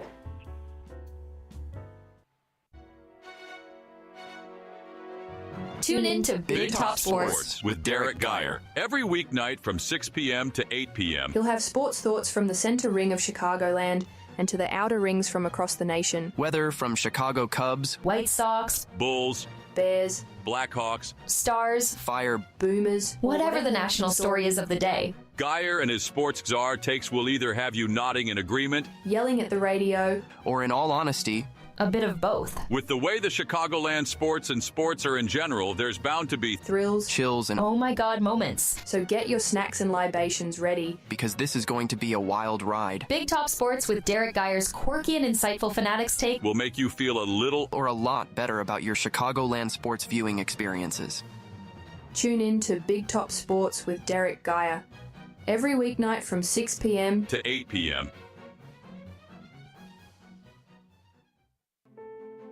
The Moose Lodge 799 in Elgin is a place to connect with family, friends, and your community. Moose Lodge 799 is conveniently located at 925 South McLean Boulevard, and they offer fun family activities, exciting community service projects, and live entertainment on the weekends. At Moose Lodge 799, you'll find a place to relax, make new friends, and be part of something bigger, like supporting the kids of Mooseheart. Doors at Moose Lodge 799 open at 2 p.m. Tuesday through Friday and at 11 a.m. on Saturday and Sunday. Join a welcoming group of members who share a passion for good times and giving back. Call 847-741-0799. That's 847-741-0799 for more information or stop by and see what they are all about. Moose Lodge 799 in Elgin, where family, friends, and community are always invited to join. When you're high, you feel different. You think different, you talk different, you draw different, you listen to music different, but you probably knew that. Problem is, you also drive different, and not in a good way. That's why driving high is illegal everywhere. So if you're high, just don't drive. Make a plan to get a sober ride. Because if you feel different, you drive different. Brought to you by NHTSA and the Ad Council. There's nothing like when you get that part from eBay and it just fits. Yeah, the first time. So you can do less of this and get right back to more of this. At eBay, you'll find all the parts you need, guaranteed to fit, at prices you'll love. Sounds good, doesn't it? eBay, things people love. Eligible items only. Exclusions apply. If you turned 65 recently like me, it's important you find a Medicare Advantage plan that gives you the coverage you're looking for. But finding one can be difficult. The best thing I did, and I suggest you do the same, is call a licensed insurance agent and let them walk you through your Medicare Advantage plan options. There are so many benefits you have access to, so make the call now and let the representatives explain everything to you. Our licensed insurance agents can offer you a variety of Medicare Advantage plans. Plus, the call is free, the information is free, and there's no obligation to enroll. We're here to make it easy for you to select a Medicare Advantage plan that may work for your needs. Finding a Medicare Advantage plan can be easy if you do what I did. Make a quick call right now to learn more. Thank you. 800-433-3082. 800-433-3082. 800-433-3082. That's 800-433-3082.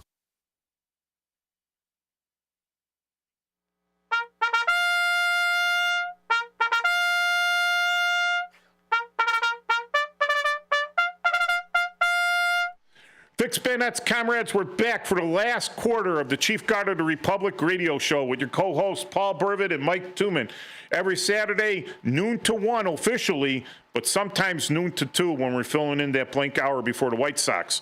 I don't know what we're going to do after the White Sox stop playing. Hopefully they have a big run and they go into the playoffs, and then they play in the World Series. I should bet some money on that. I bet you the odds are real long. But I've always been good for long odds. Cubs in the World Series. Oh, that'd be awesome. Oh my God, we don't have enough police. But the best thing is we be a winner either way. We're a winner anyway, either way. Yeah. Right. We got some great sports teams out there. As our guys in the morning will tell you, guys on Saturday morning, they're all good. And so you call in 847-931-1410 like Larry and Cleveland Dennis called in, or you could hit us up on the Facebook chat like Jeff Trainsworld HO, No Gauge, N-O Gauge, and Brendan. Brendan's one of our loyal listeners. Glad to hear from Brendan. So Dennis brought up the bees, right? And I was lucky enough as a veteran, I don't know if it's still there, but the University of Michigan has a adult education program for veterans, for bees, beekeeping. And I took it and I got certified, so I learned a lot of bees. And for the last 3 years, I've had some hives. First year, they swarmed before the winter. And last year, I didn't treat them properly for the varroa mites. And they died off over the winter. But this year, I'm doing a little better job. So I know a little bit about bees. And yes, if the queen isn't being productive for some reason, they will kill the queen. The worker bees will kill their mother. They'll kill her. And then they will start take one of the larvae, they will feed it royal jelly, and they will grow it to be a queen. Sometimes they grow multiple queen cells because the girls don't talk to each other. Maybe there'll be multiple queen cells. But the first queen that hatches, if there's other queens still in the hive, haven't hatched yet, she'll go and kill them. And if there's multiple queens in the hive, then they'll go and fight it out for supremacy. So there was a movie recently released, and not too recently, but it's called Beekeeper, right? And I love it because CIA associated assassins. I'm like, and they got these high-speed guys that were trained in all this stuff, and they're like high-speed assassins, and they could do all this stuff, and they're real patriots and everything, and they're more about the country than they are the company. And so, and the thing is called the Beekeeper, and he's like, well, sometimes the queen needs to be replaced, and they're talking about a female president, all right? And I'm like, it was absurd to me because I had been in the world. It would be nice if the government, there were so many patriots, these highly trained, not deep state, but black ops, wet work guys that are just so hidden under certain levels, so many levels of bureaucracy. Everyone needs to be read on and read on and read on and read on, and they're way above top secret, and they're just only a few people know about them, that were able to go in there and say, you know, I don't think you're following the Constitution exactly, and put a bullet to end. No, I'm not going to make sure that they weren't in the service of the country anymore. You know, it would be nice but I think Hollywood is trying to make people believe that to keep people from demanding the change that's needed. You know, oh, don't worry about it. One of these fake superheroes is going to come and fix everything for you. You've seen it a lot in the movies. If it exists in the movies, it's got to be true, right, Paul? If it's in Hollywood, right, it's got to be true. You know, it's on the internet. It's true. The Green Lantern is coming right in to help us. I know that for sure. Yeah. And unfortunately, there's a certain percentage of the public, probably above 51%, that believe this stuff. So they just sit there and take it. You know, there are peaceful ways to go about it. And I'm not advocating for violent overthrow of anything, because we still have peaceful methods completely available to us. They have to be protected. Poll watchers.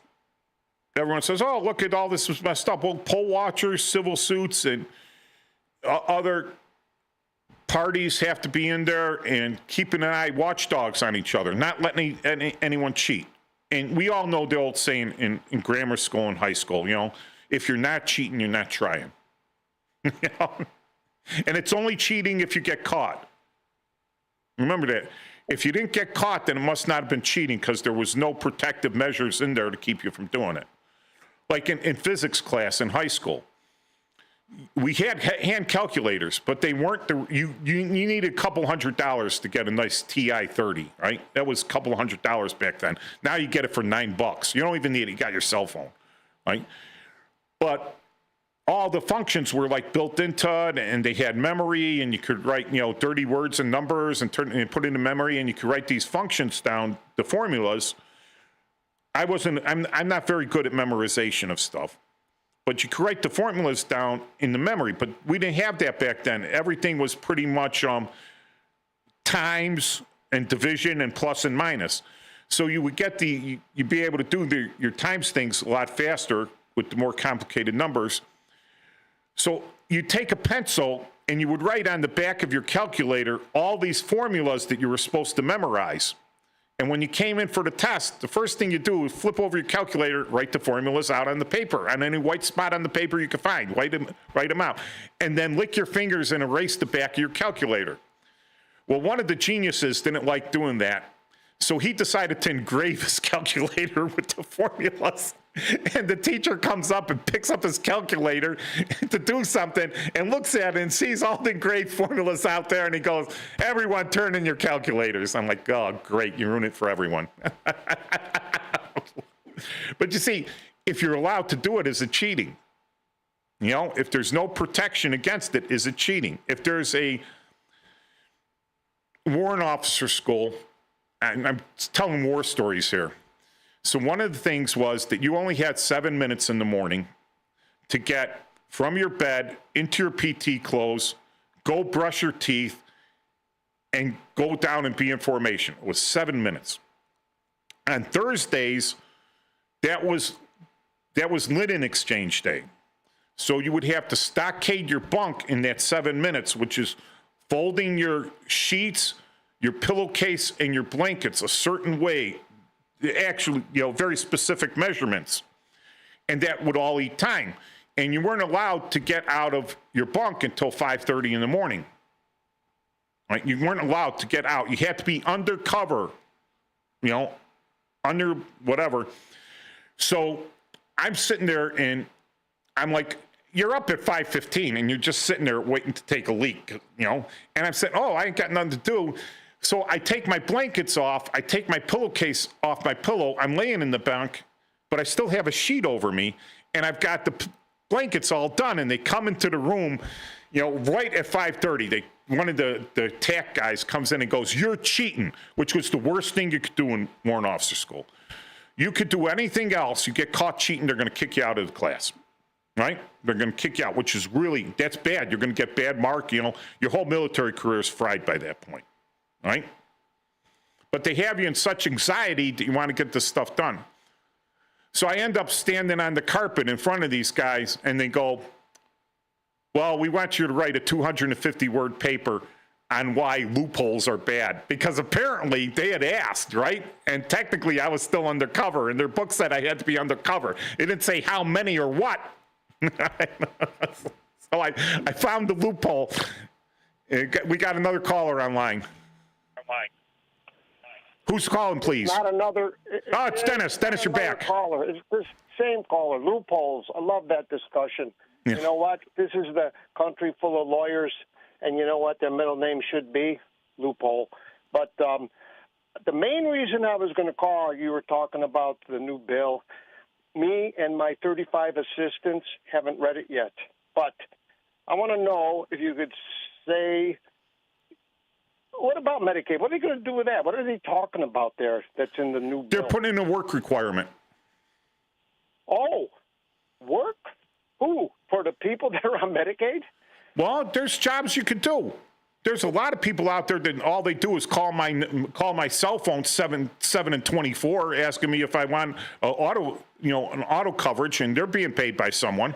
I'm sure you don't need to be a 6'4", 250-pound, rough-built guy that could swing a pickaxe to do that job. All right, so it's not just a work requirement; it's an education requirement. So either you're going to work or you're trying to educate yourself, and it's something like 20 hours a month that they require. I'm going to open up that school for educating. Give them some soulful logic. I'll hire you. Well, some of these people, they have a thing. The number one, for people on Pell Grants going to the Chicago junior colleges, you know what their number one course of study was? They're getting federal grants to go to the junior college. So they're basically, the federal government is paying for their tuition and giving them a stipend to live off of while they're going to junior college. You know what the number one course of study was for them? Yeah, it was diversity stuff. No, GED. Oh. They're studying. Okay, you're guaranteed in the state of Illinois to be educated unless you're in prison, and they're still going to educate you until you're 16 years old. Yeah. After that, they don't have to provide for you. All right, but they will up until you're 18 to try to get you that high school diploma, which it's public education. You don't have to pay for it. It's all available to you. But yet, at 18 years old, you weren't able to even get that. So now you get a federal grant to go back to school to get a GED. A GED. You're going to college to learn how to be a high school graduate. Which, okay. I love this. That's fine. But at least that's something, right? Something to improve yourself. Something to make you a better option of employment. Isn't it? It's part of keeping them out of trouble. You got to get, what do they say about the idle hands being a devil's workshop? Well, that's one thing also. But the other thing is, right, okay, so what's so bad? The people that this is going to affect, all right, the people that Medicaid is going to affect to have a work requirement, and I'm sure there will be a waiver for these people, profoundly disabled. Now, I've done child abuse cases, and I've done even some adult, what they call elder abuse cases, or when they consider a person a child in the eyes of the law because they're so profoundly disabled, all right? Some of these kids are 100% non-responsive. They're non-responsive in any way. They will never improve. It's unfortunate. They're human beings. I'm sure there's something trapped inside of them that they're trying to get out, but it can't get out to the rest of us. But the state is still paying to educate them. I got paid to be educated by the state of Ohio. They gave me $80 a month, Bureau of Vocational Rehabilitation. It worked for me. First quarter, I got 3 A's and a B. I had to show it to somebody there. That's pretty good. I know, that spells ob. Ob? Ab. What That's what 3 A's and a B spells. Ob. Yeah. Anyhow, the real reason or the first thing I wanted to call about was the Medicaid, but it's interesting that you're telling me that. But I got another comment. You talk about the frontier from years ago. Yes. In fact, it was my brother-in-law that I was playing the great bingo yesterday. Him and his family. He's got 3 kids, a bunch of great-grandkids of mine and all that. But they were out in Salt Lake City and in Colorado, down where they keep the prison, up on the rooftop, looking out, having a nice dinner and lunch and all that. But she said the people out there have no idea what goes on back here. I said, well, they don't live here. They don't know. It's flyover country. Yeah, I like that term. But she said she's calling it the frontier. I used to live in Arizona when I was a kid. Saw the mountains. Seemed like a frontier to me then. This country's big.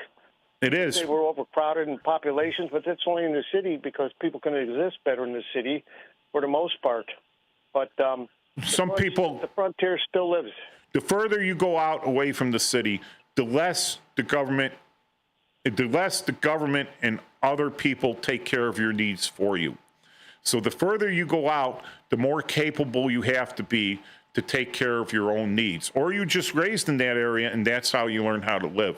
But yeah, the central government, a centralized government and a centralized power structure, much like Washington, D.C., because most of the time, your congressmen and your senators are spending in Washington, D.C. They all have second homes out there and everything, and they all become Virginiaites, Marylandites, or D.C.ites. And they're more concentrated on what's good for the East Coast, all right, than what's good for the rest of the country. All right? It's very centralized. That happens with all forms of government. They will become very centralized. If you live in Moscow, you have more access to the seats of power than if you live in Vladivostok, because you're further away. All right. Vladivostok. I love that place. Yeah. And, okay, so what's your next point, Dennis? STM. You were mentioning about different acronyms. STM, that's what I got, short-term memory. When you guys start this show, man, I get fired up on every direction, and I hope when I call, I keep it focused. My last comment, when they were talking about the Chinese may have overplayed on the national news about making the electric cars and all that. The Chinese somehow think they're great. I work with them, and I'm just making my personal comments that they're great salesmen, okay? The way they sell products here in the U.S. I deal with the importers. I get to the root of the issue or the problem when they're trying to sell them food cards that are not allowed here and other items if you don't have an EPA sticker, and they oversell it. And I said, the government, I tell them, I said, your government needs to stop this because you're overselling, okay? You got something that somebody wants, but it can't be imported in the U.S., and they know it. These are factories that know that they're making these products. I found that out. I'm glad you brought that up. That's another thing, all right? Yeah. So there was a great deal on Facebook, and you get these Facebook ads and everything. I says, man, this is a great deal. I've seen that madness. It was for some multi-tool. I says, oh, man, this is a great deal. It's on Facebook. Right. It must be legit, right? So I go and I order one. I go and I order one, and I'm like, it's not coming. And then I contact the credit card company. I says, I never got this. And my money's immediately refunded. In the meantime, if you sell 10,000 units at $50 each, that's $500,000.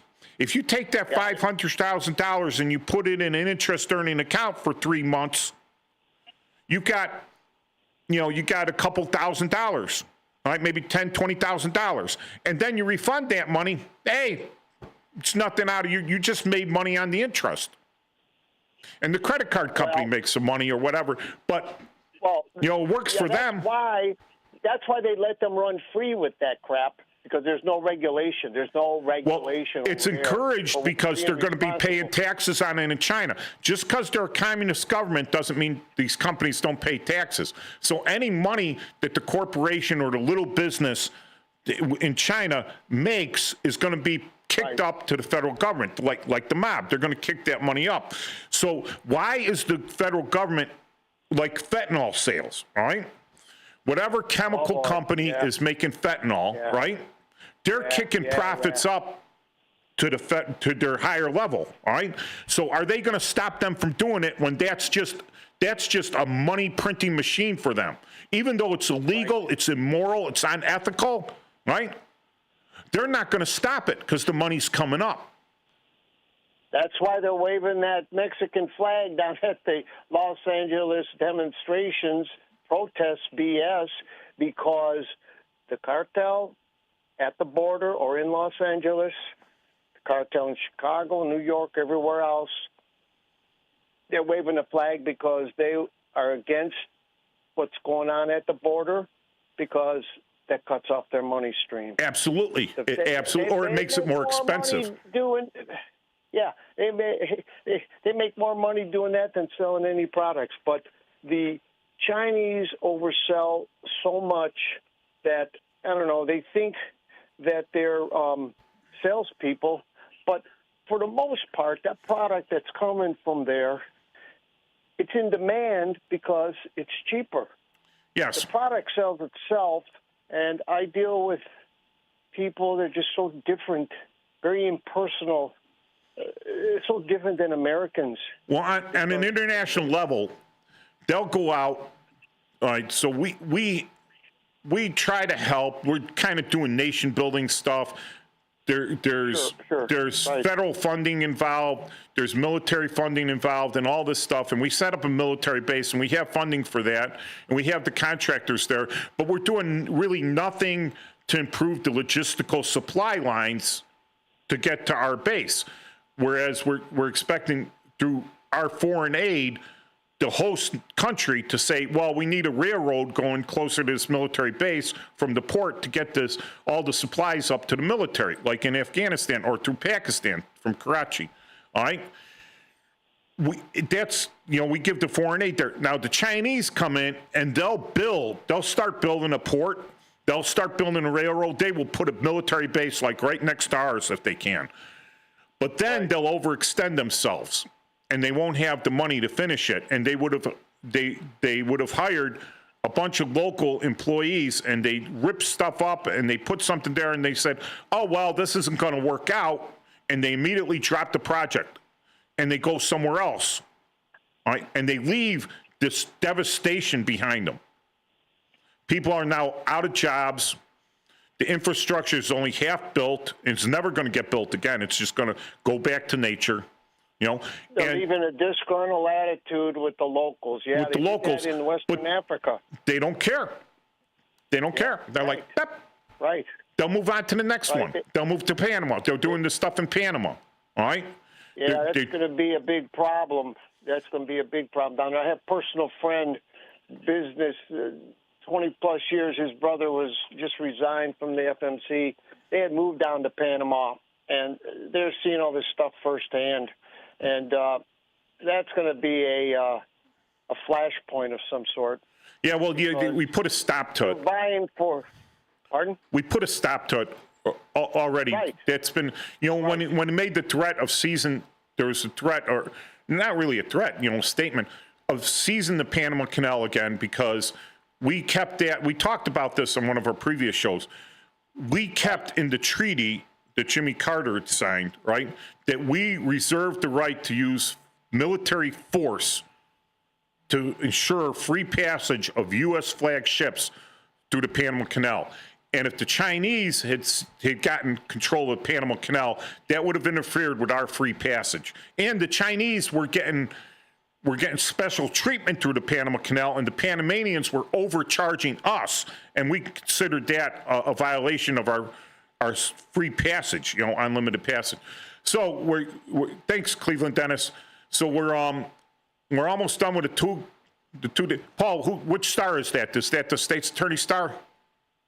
Are you sure? No, this is actually a canine. It was a tribute shirt to Loki, a canine dog who died in an accident, and me and some other people, we bought shirts so that they could bury him and then get a replacement. It's out somewhere near Rockford. Peace out to Loki, the police dog. Yep. Good show. Thanks.